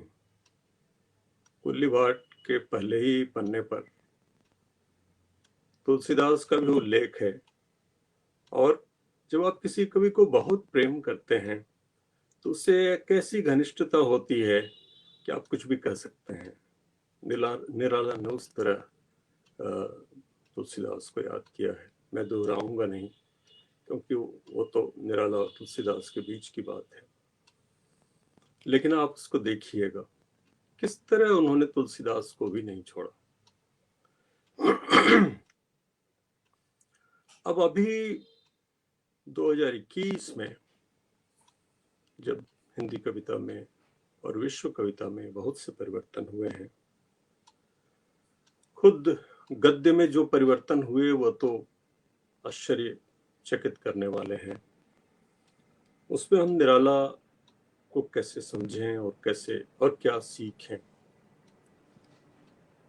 निराला ने परिमल की भूमिका में लिखा कि जैसे मनुष्यों की मुक्ति होती है वैसे ही कविता की भी मुक्ति होती है। और उसका अगला वाक्य उन्होंने लिखा कि मनुष्यों की मुक्ति कर्म बंधन से मानी जाती और कविता की मुक्ति छंद बंधन से। बाद में चल के वो कर्म बंधन निराला उल्लेख नहीं करते। बाद की मुक्ति के प्रसंगों में वो इस जगत में रहते हुए मनुष्य के जो दुख हैं उससे मुक्ति की बात करते हैं और मनुष्य के संघर्ष की बात करते हैं। लेकिन यहाँ वो कहते हैं कि कर्म बंधनों से मुक्ति और फिर छंद बंधनों से मुक्ति कविता की। ये एक आरंभिक चरण था हिंदी कविता का, जब छंद के सारे बंधनों से मुक्ति जरूरी थी। और निराला ने बार बार ये कहा कि हमें इन रूढ़ियों से मुक्त होना है, जो पिंगल की रूढ़ियां हैं। जब 52 जिलों के कवि एक समस्या पर ढेर हो जाते थे, ऐसा उन्होंने कहा, हमको इससे मुक्ति पानी है। और वो मुक्ति कविता ने पाई। निराला के नेतृत्व में उन्होंने शुरू जो काम किया उसको बाद के कवियों ने और भी आगे बढ़ाया। लेकिन जैसा होता है कि फिर एक रूढ़ी बनती जाती है, और एक रूढ़ी ये भी बनी कि छंद हम भूल गए बिल्कुल। निराला ने कभी भी छंद को छोड़ा नहीं। छंद को तोड़ते हुए वो नए नए छंद रचते गए। शायद हिंदी के किसी दूसरे कवि ने खड़ी बोली के इतने छंद नहीं रचे जो निराला ने रचे। तो ये भी हम सब के लिए एक सोचने की बात है कि हम जो कविता लिखते हैं वो क्या करें, और छंद कैसे हमारे अपने काम में, निजी काम में सहायक भी हो सकता है। निराला ने अपने लेखों में ऐसे बहुत से सवाल उठाए, अभी जो आशीष जिक्र कर रहे थे जिन सवालों का, उनको भी। जैसे कि मुक्ति का क्या अर्थ, मुक्त कैसे होते हैं। आप कुल्ली भाट को अगर देखें, कुल्ली भाट की मुक्ति कैसे होती, वो आप सब जानते हैं।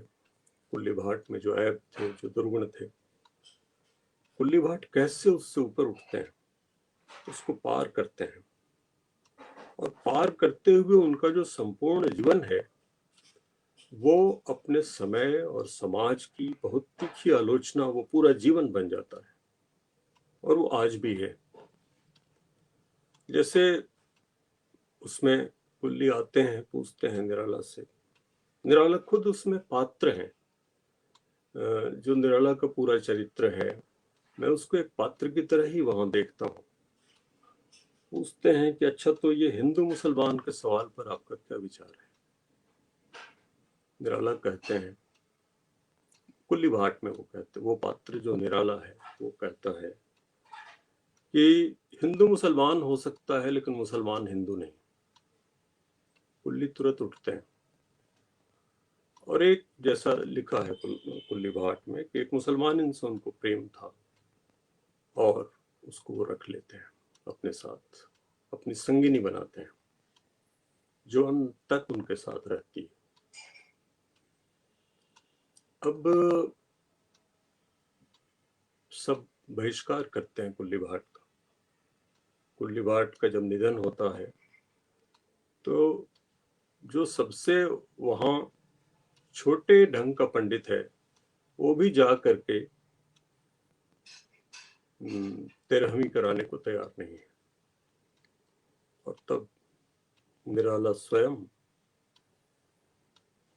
जिन्होंने जनेऊ भी धारण नहीं किया, वो जनेऊ मंगाते हैं और जैसे तैसे स्वयं जाकर इसका निर्वाह करते हैं। क्यों करते हैं? निराला के लिए सबसे बड़ा मनुष्य है। मनुष्य चाहे वो जो भी सोचता हो, उसके विचार जो हो, वो चाहे जैसा भी हो, लेकिन मनुष्य से बड़ा कोई नहीं है निराला के लिए, और उसके लिए वो कुछ भी कर सकते हैं। जो कुल्ली भाट उपन्यास दिखलाता है, और निराला का संपूर्ण जीवन भी ऐसा था, और बार बार उन्होंने लिखा। अब ये सवाल है कि इसका क्या अर्थ। निराला पर कई तरह के आक्रमण, जैसा आशीष ने बहुत सूक्ष्मता से इसको रेखांकित किया, हाल के वर्षों और दशकों में हुए हैं। लेकिन निराला का एक लेख है, साहित्य की समतल भूमि, जिसमें वो कहते हैं, इसमें दो तीन बातें वो कहते हैं। इसमें एक जो सबसे मुख्य बात है कि साहित्य की जो समतल भूमि है वो हिंदू और मुसलमान सबके लिए एक है, क्योंकि सब मनुष्य हैं, सबका हृदय एक है। और इसे आप सब साहित्यों के लिए सम्मेलन भूमि भी कह सकते हैं। गालिब के बारे में वो लिखते हैं, गालिब की यह भूमि सार्वजनिक है। हिंदुओं से संपूर्णतः पृथक मुसलमान जाति भी साहित्य और ज्ञान की भूमि में हिंदुओं के समान ही है। ये निराला कहते हैं, मैं उन्हीं को उद्धृत कर रहा हूं। और वो कहते हैं कि साहित्य की समतल भूमि में धर्म का कोई भेद नहीं होता। ये उस समय भी बहुत बड़ी बात थी, और आज भी बहुत बड़ी बात है। गालिब, नजीर, ये सब उनको बहुत प्रिय थे, और इन सबको वो बार बार उद्धृत करते हैं। तो एक बात तो बार बार कहने की ये है कि साहित्य की भूमि समतल होती है। यहाँ संप्रदाय, जाति या कोई भी दूसरा भेद नहीं होता। ये बहुत बड़ी बात है। दूसरी बात वो ये कहते हैं कि एक देशीयता स्वरूपतः संकीर्णता है। ये भी उन्हीं का वाक्य है। कविता में, साहित्य में एक देशीयता नहीं हो सकती। निराला इस पक्ष में थे कि हमारा संपर्क बाहर से हो, और इसके लिए वो बंगाल के लोगों की और बंगाल की संस्कृति की बहुत प्रशंसा करते थे, क्योंकि उन्होंने लगातार अपने को बाहर से जोड़ा और बाहर से बहुत कुछ लिया, और ये लेने देने के क्रम में ही नया साहित्य बनता है, नवोन्मेष होता है। जैसे मैं फिर उनको उद्धृत करता हूं, साहित्य में अनेक दृष्टियों का एक साथ रहना आवश्यक है, नहीं तो दिग्भ्रम होने का डर है। इसीलिए मैंने तमाम भावों की एक साथ पूजा करने का समर्थन किया, यानी दिग्भ्रम न हो, बहुत तरह की दृष्टियां एक साथ हों, एक देशीयता न हो। ये भी सीखने की बात है। एक ऐसा कवि, एक ऐसा साहित्यकार हमारी भाषा में हुआ, जिसने उस समय जब आजादी की लड़ाई चल रही थी, जब बहुत सारे लोग बाहरी प्रभावों के विरोध में भी थे और एक तरह का आंदोलन भी था इस तरह का, तब निराला ने जोर देकर कहा कि हमें बाहर से सब कुछ लेना है जिससे हम आगे बढ़ सकें, जिससे हम नए साहित्य की रचना कर सकें। लेकिन अपनी मौलिकता की रक्षा भी करनी है, और इस मौलिकता पर लगातार आक्रमण हो रहे हैं। इस मौलिकता पर आक्रमण का अर्थ क्या है? निराला कहते हैं, सृष्टि का अर्थ नवीनता है। जहां यह पृष्ठपेषण में बदला कि सारी मौलिकता का नाश समझिए। मौलिकता के नाश का अर्थ है मस्तिष्क का नाश, और मस्तिष्क का नाश पराधीनता, मस्तिष्क का दूसरों के वश में होना। ये लगता है कि ये बात उन्होंने फरवरी 2021 के लिए लिखी। अब शोषण का एक जो नया तरीका पूरी दुनिया में आया है, वो बहुत ही बारीक है।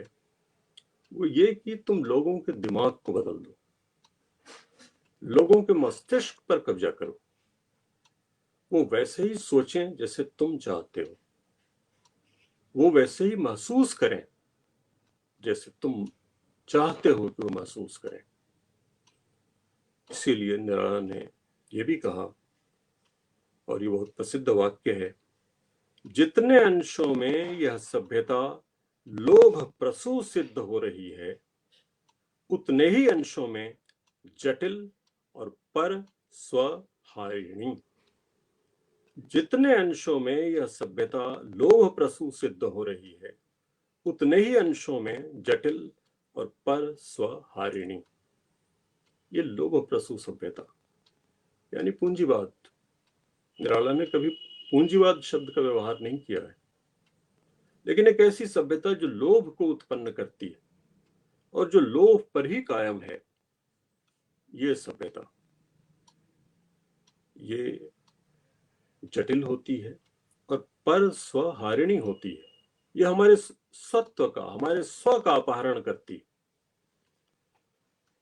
इसलिए अभी की दुनिया में, अभी के अपने देश में ये पंक्तियां बहुत महत्वपूर्ण होती हैं और हमें नई दृष्टि देती हैं कि कैसे, और कविता का काम है उस स्वाधीनता की रक्षा करना, मस्तिष्क की स्वाधीनता की रक्षा करना, यानी मौलिकता की रक्षा करना, यानी सृष्टि करने के अपने अधिकार की रक्षा करना। ये निराला कहते हैं। दूसरी बात एक और है कि निराला और छायावाद के बारे में कई बार लोगों को लगता है कि वे भावों के कवि थे, उच्छ्वासों के कवि थे।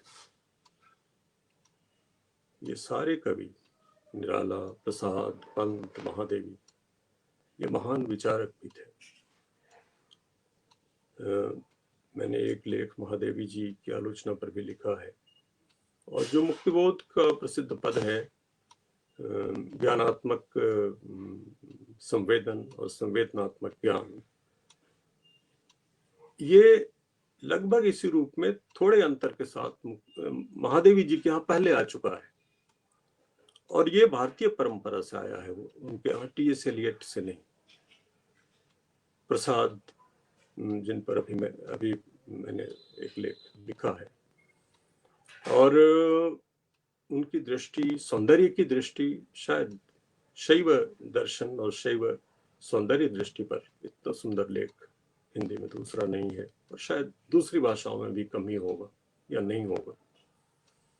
पंत खुद बहुत बड़े विचारक थे, और निराला। अब निराला कहते हैं, जो अभी के कवियों को और लेखकों को भी बार बार याद करना चाहिए कि विचार काव्य का ज्ञान कांड है। इस गंभीर विचारों के बिना, गंभीर दर्शन के बिना और दर्शनों के घात प्रतिघात के बिना, जो निराला उद्धृत करते हैं कि एक ही सत्य है जिसे विप्र बहुधा वदन्ति, जो अनेक तरह से व्यक्त किया जाता है, इसके बिना श्रेष्ठ साहित्य संभव नहीं है। और इसी में वो आगे कहते हैं कि विजातीय भावों के मिश्रण से ही संस्कार बनते हैं। जो भाव विजातीय हैं, हमारे नहीं हैं, लेकिन उनको भी हम ग्रहण करें और उनको मिलाकर फेंट कर एक नया संस्कार बनता है। अब इसी को फिर वो तर्क को आगे बढ़ाते हैं कि एकमात्र मनुष्यता के आधार पर किसी राष्ट्र का सच्चा साहित्यिक मनुष्य मात्र का मित्र होता है। यानी आप केवल भारत के लेखक नहीं होते, रविंद्रनाथ केवल भारत के लेखक नहीं हैं, न निराला केवल भारत के लेखक हैं, न कोई किसी एक खास जाति या धर्म का लेखक होता है। सबकी कोई न कोई जाति होगी, कोई न कोई धर्म होगा, राष्ट्र भी होगा। निराला कहते हैं, एकमात्र मनुष्यता के आधार पर किसी राष्ट्र का सच्चा साहित्यिक सभी राष्ट्रों को बराबर प्यार करने वाला मनुष्य मात्र का मित्र होगा। विचार की इससे बढ़कर दूसरी शुद्धि नहीं हो सकती। ये भी उन्हीं का वाक्य है। यानी सभी राष्ट्रों को बराबर प्यार करने वाला। इस सोचिए, तब युद्ध का क्या होगा। रामायण में बाली हमेशा जिसके पास जाता है कहता है मुझे युद्ध दो, यही उसका वाक्य होता था। वो युद्ध पिपासु था, युद्ध करना चाहता था, और रावण भी शुरू में ऐसा ही था, और बाली का तो यही वाक्य ही था, मुझे युद्ध दो। लेकिन कभी तो ये काम नहीं करता, वो तो इसके विरोध में है। वो मनुष्य मात्र का मित्र है, सभी राष्ट्रों को बराबर प्यार करने वाला। आज इसको कितनी बार पढ़ने और याद करने की जरूरत है। फिर निराला और भी बातें इसमें जोड़ते चलते हैं, और वो है आलोचना के अधिकार की बात।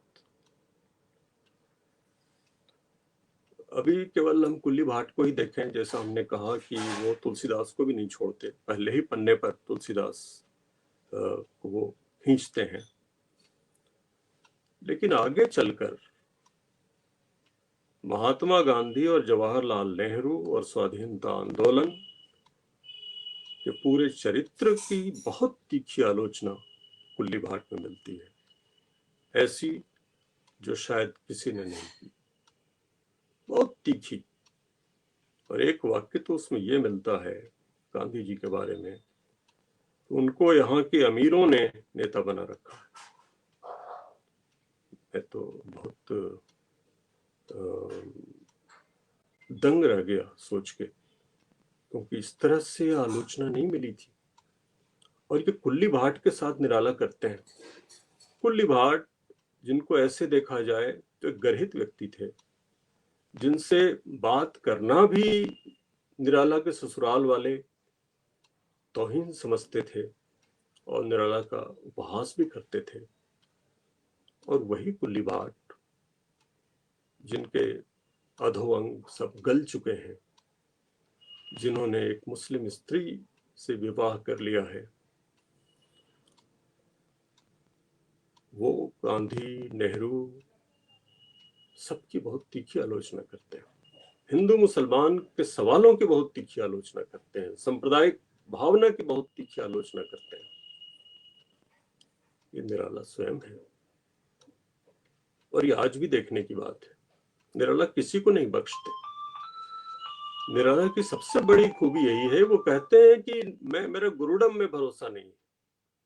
ये गुरुडम भी उनको बहुत प्रिय था, ये पद, मेरा गुरुडम में भरोसा नहीं, और वो सबकी आलोचना करते हैं। लेकिन एक दो वाक्य जो मैं पढ़ रहा हूँ निराला रचनावली से, आज मैं निराला रचनावली को खोलते हुए इसके संपादक को भी याद करता हूँ, नंद किशोर नवल जी को। बहुत सुंदर संपादन उन्होंने किया है और अद्भुत भूमिकाएं लिखी। उनके जीवन काल में मैं ये बात इतनी उदारता से उनको नहीं बता सका, मुझे इसका खेद भी है। अब देखिए निराला क्या कहते हैं। जिस शूद्रक को एक दिन सामाजिक नियमों के बंधन के कारण अवतार श्रेष्ठ भगवान श्री राम के हाथों प्राण देने पड़े थे, वास्तव में वो शंभूक है।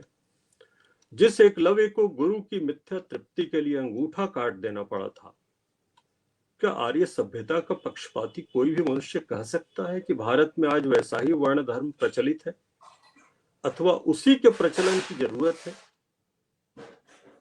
वही शूद्रक शक्ति आज सहस्त्र सहस्त्र रामचंद्रों को पराजित कर देने में समर्थ है। अछूत ही आज भारत के प्रथम गण्य मनुष्य चिंत्य समस्या है। ये गण्य मनुष्य यही है। निराला ने इतना बड़ा मान दिया जब उन्होंने ये लिखा, और वाल्मीकि के बारे में उन्होंने कहा कि उन्होंने धरती की बेटी को मान दिया। वाल्मीकि रामायण की ऐसी व्याख्या पहले हो सकता है हुई हो, लेकिन हिंदी में तो शायद पहली बार हुई, जब वो कहते हैं कि सीता ही केंद्र में है और वाल्मीकि ने धरती की बेटी को मान दिया। तो निराला का कहना यह है कि हम किसी की भी आलोचना कर सकते हैं, कोई भी आलोचना के परे नहीं है, और इसीलिए जनता साहित्य के साथ नहीं रहती, साहित्य के साथ लाई जाती है। हम नए भावबोध का सृजन करते हैं, इस नए भावबोध को लोगों तक ले जाते हैं, और तब वो नया साहित्य जनता तक पहुंचता है और जनता तब उसके साथ आती है। इस पर मुक्तिबोध ने भी विचार किया, जनता का साहित्य किसे कहते हैं। लेकिन निराला ने जितने साफ सुथरे शब्दों में इसको समझा और रखा, वो हम सबको नए सूत्र देता है। इसके बाद जो निराला से सीखने की बात आज भी है, वो ये है कि साहित्य को जीवित रखने के लिए उसमें अनेक भाव, अनेक चित्रों का रहना आवश्यक है, और जबकि अपने अपने स्थान पर सभी भाव आनंदप्रद और जीवन पैदा करने वाले हैं। व्यापक साहित्य किसी खास संप्रदाय का साहित्य नहीं है, वो सबका है। और एक व्यक्ति के बारे में लिखते हुए भी, जैसे कुल्ली भाट के बारे में लिखते हुए आप सबके बारे में लिखते हैं, कुल्ली भाट की जाति, कुल्ली भाट का धर्म, कुल्ली भाट का नैतिक पतन और उत्थान, इतना सुंदर निराला लिखते हैं कि इतना सुंदर कोई दूसरा नहीं हुआ।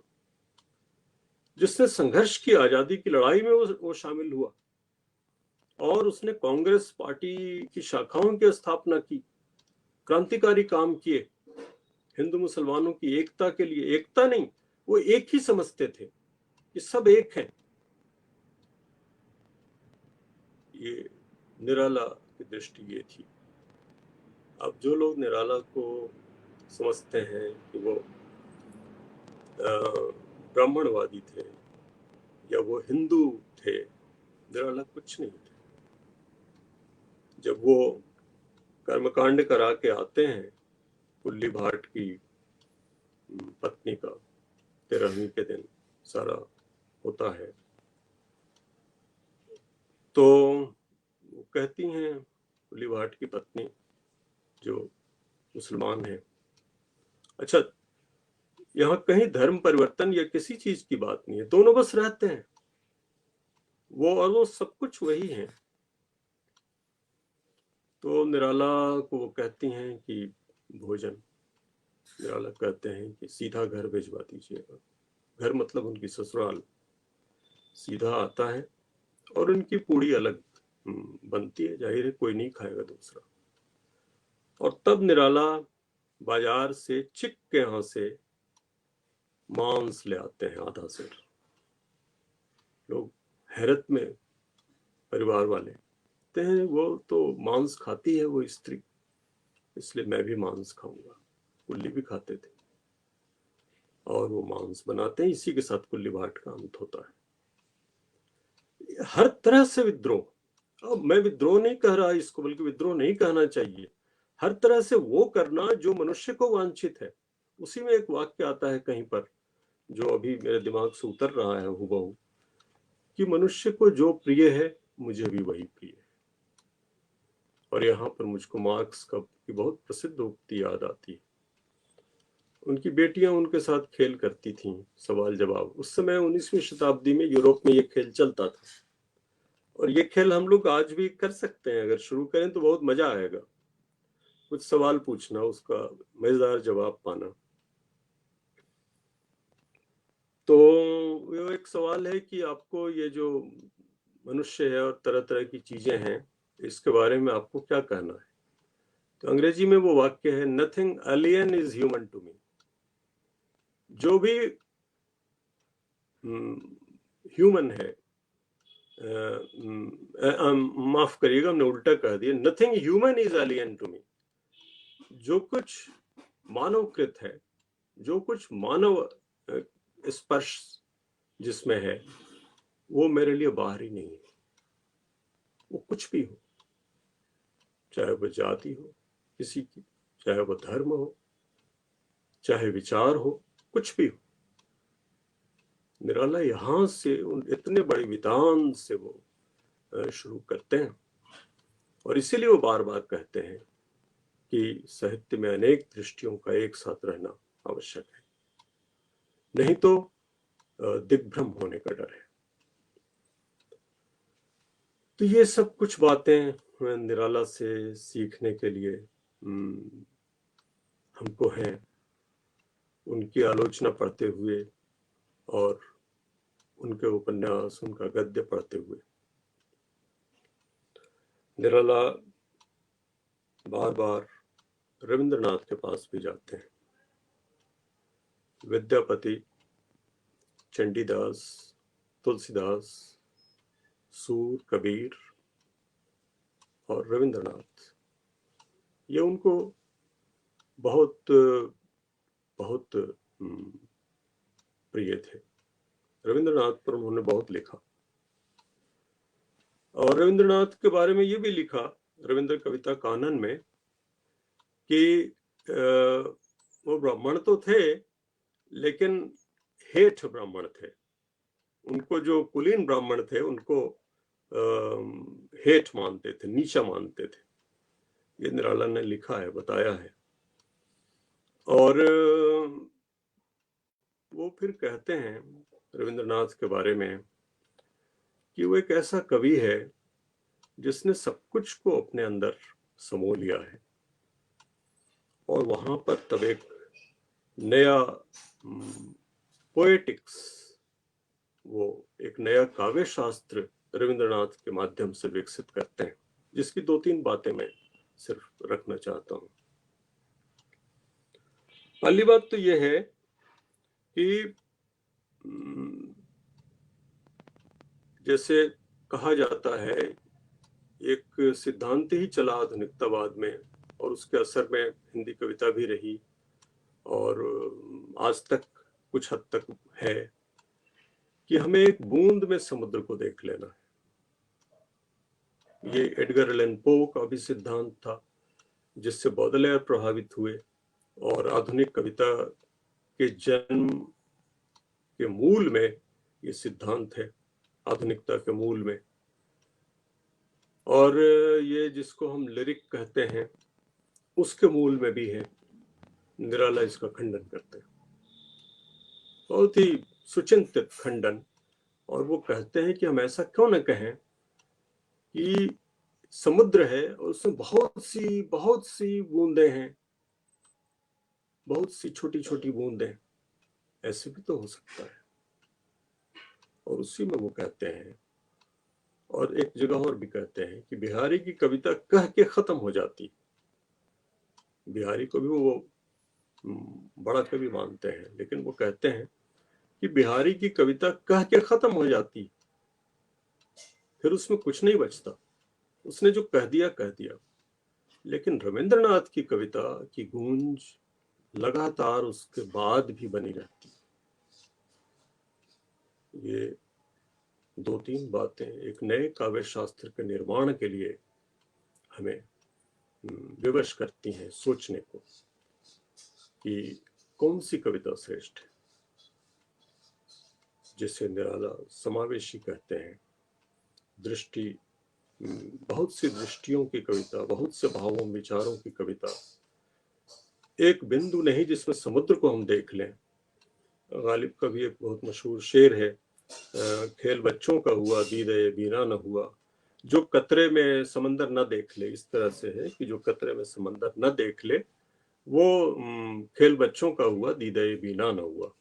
लेकिन निराला कहते हैं कि नहीं, समंदर में हम कतरों को देखें, यानी एक महाकाव्यात्मक रचना। और रविंद्रनाथ को वो मानते हैं कि उन्होंने महाकाव्यात्मक रचना की। और ये दो तीन ऐसे प्रस्थान बिंदु हैं उस लेख में भी जो हमें नए तरीके से सोचने को कहते हैं। बहुत सी बातें हैं, ऐसे बोलने में मुझको लगता है कि मैं खुद से बात कर रहा हूँ, जो कि मैं बहुत देर तक नहीं कर सकता। मुझको बात करने के लिए आदमी चाहिए और उसका स्पर्श चाहिए, नहीं तो वो जो निराला को भी चाहिए था। और कुल्ली भाट से कोई नहीं मिलता था, बहुत दुर्गंध रहती थी, लेकिन निराला जाते हैं, बिल्कुल अंतिम समय है कुल्ली भाट का, जाते हैं और वो बहुत दुर्गंध, ऐसी दुर्गंध है कि वो घुस नहीं सकते कमरे में। कुल्ली कहते हैं सिरहाने बैठ जाइए, दुर्गंध नहीं लगेगी। वो सिरहाने बैठते हैं और सचमुच दुर्गंध नहीं लगती। कुल्ली भाट कमर के ऊपर पवित्रतम मनुष्य थे, गांधी से भी ज्यादा, ऐसा निराला ने दिखलाया है। और कमर के नीचे वो सब थे जो हम सब हैं। नरक ही तो है ये जीवन एक तरह से। निराला इतनी गहराई में हमको ले जाते हैं। निराला को पढ़ने का अर्थ है वो जो दुनिया के महान कवि और लेखक हुए, वो उनके साथ के लेखक हैं। गोत्र उनका वही है जो वाल्मीकि, तुलसीदास, शेक्सपियर का है। जैसा बताते हैं कि अंतिम दिनों में उनके पास दो ही किताबें थीं, एक तो रामचरितमानस दारागंज की उस कोठरी में, जिसके दर्शन आज से 35 साल पहले मैंने किए थे। सुना अब वो नहीं है, और वहाँ एक मॉल या तो बन रहा है या बनने जा रहा है या बन गया है।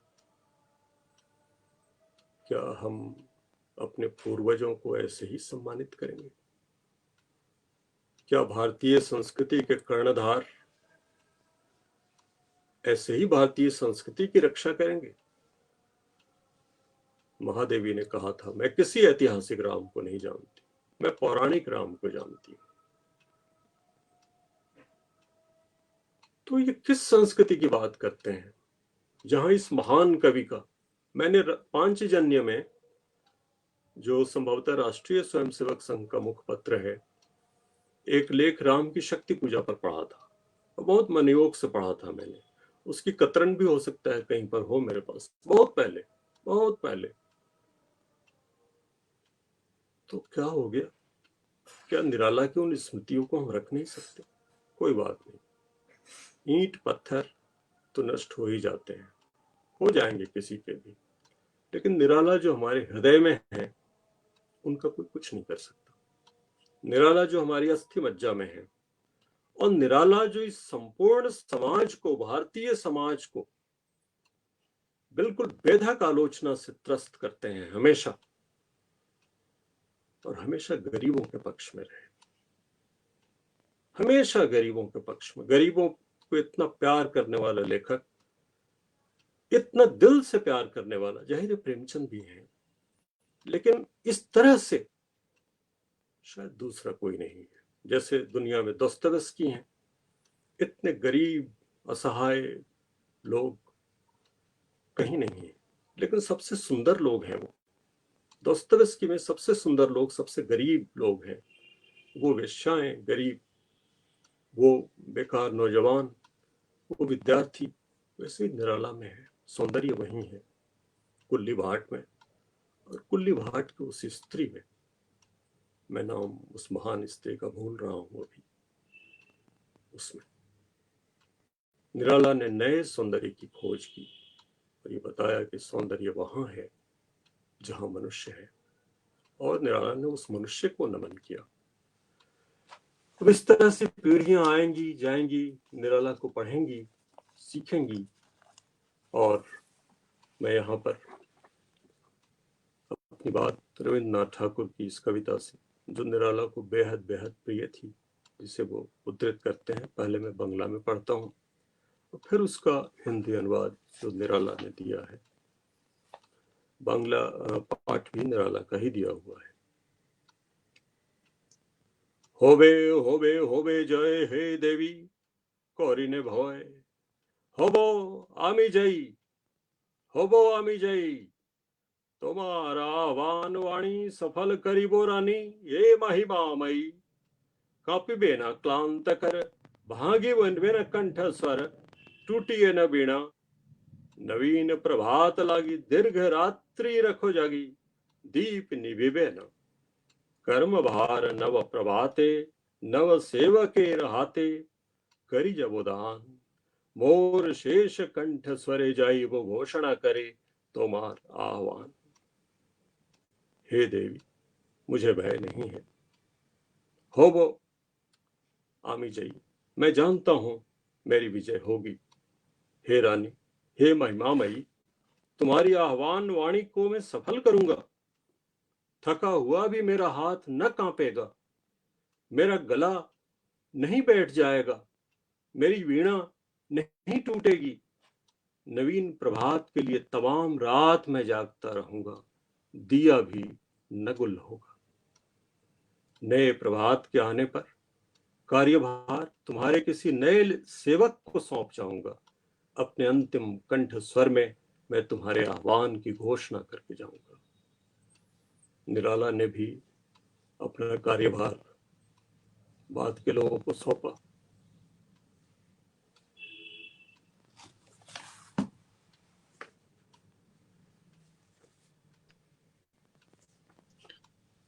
हम इस बहुत ही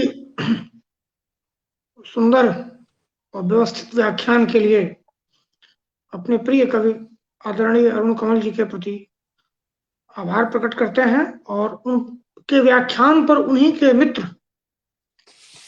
हिंदी के मशहूर आलोचक श्री कर्मेंद्र शिशिर की एक टिप्पणी से बात पूरी होगी। अरुण कमल की खूबी यह है कि वे अपने साथ गहराई में ले जाते हैं, लेकिन लगता है हम सतह पर ही तैर रहे हैं, बिना किसी बोझ के, बिना किसी उत्तेजना और किसी आवेग के। किंतु बातें महत्वपूर्ण होती हैं, गंभीर बातें होती हैं। उनसे यह सीखा जा सकता है कि बड़ी बातें भी सरल ढंग से, सहजता से कैसे कही जाए। दोनों वक्तव्यों को मिला दिया जाए, यानी आशीष जी का वक्तव्य और अरुण जी का वक्तव्य, तो निश्चय ही यह एक साथ सरस्वती के वीणा के 7 सुरों का एक संयोजन था। इसमें बहुत सारे सवाल थे, बहुत सारे सवालों के उत्तर थे, निराला के नए क्षेत्र खोजने की ओर संकेत थे।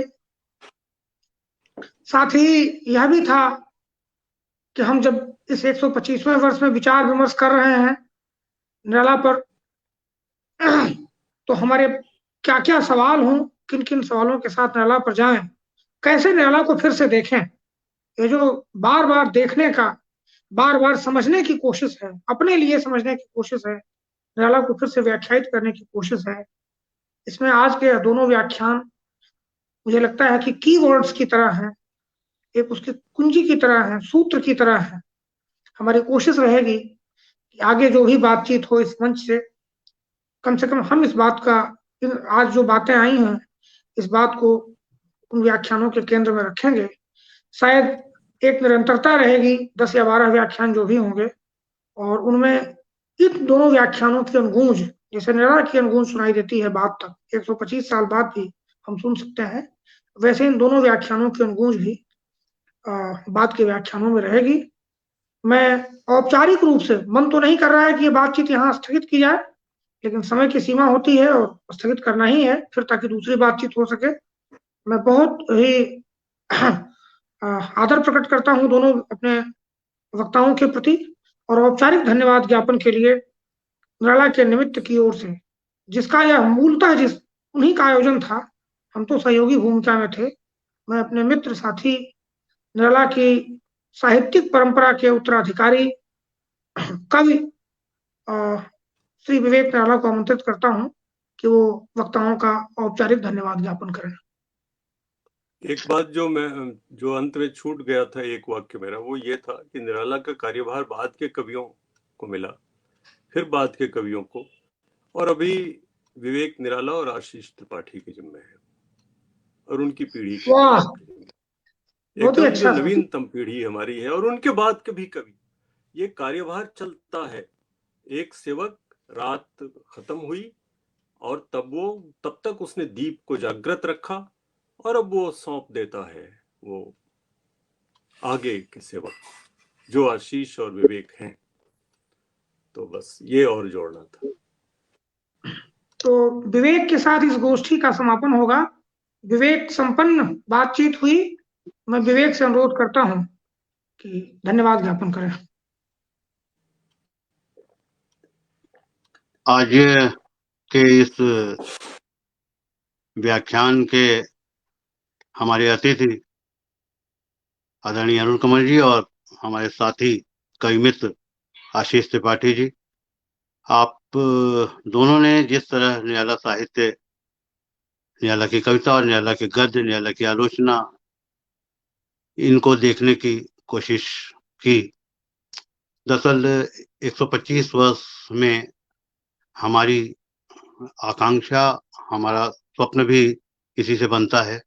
निराला का साहित्य हमें बार बार अपने पास आने का निमंत्रण देता है कि हम बार बार निराला को, निराला साहित्य को कैसे देखें।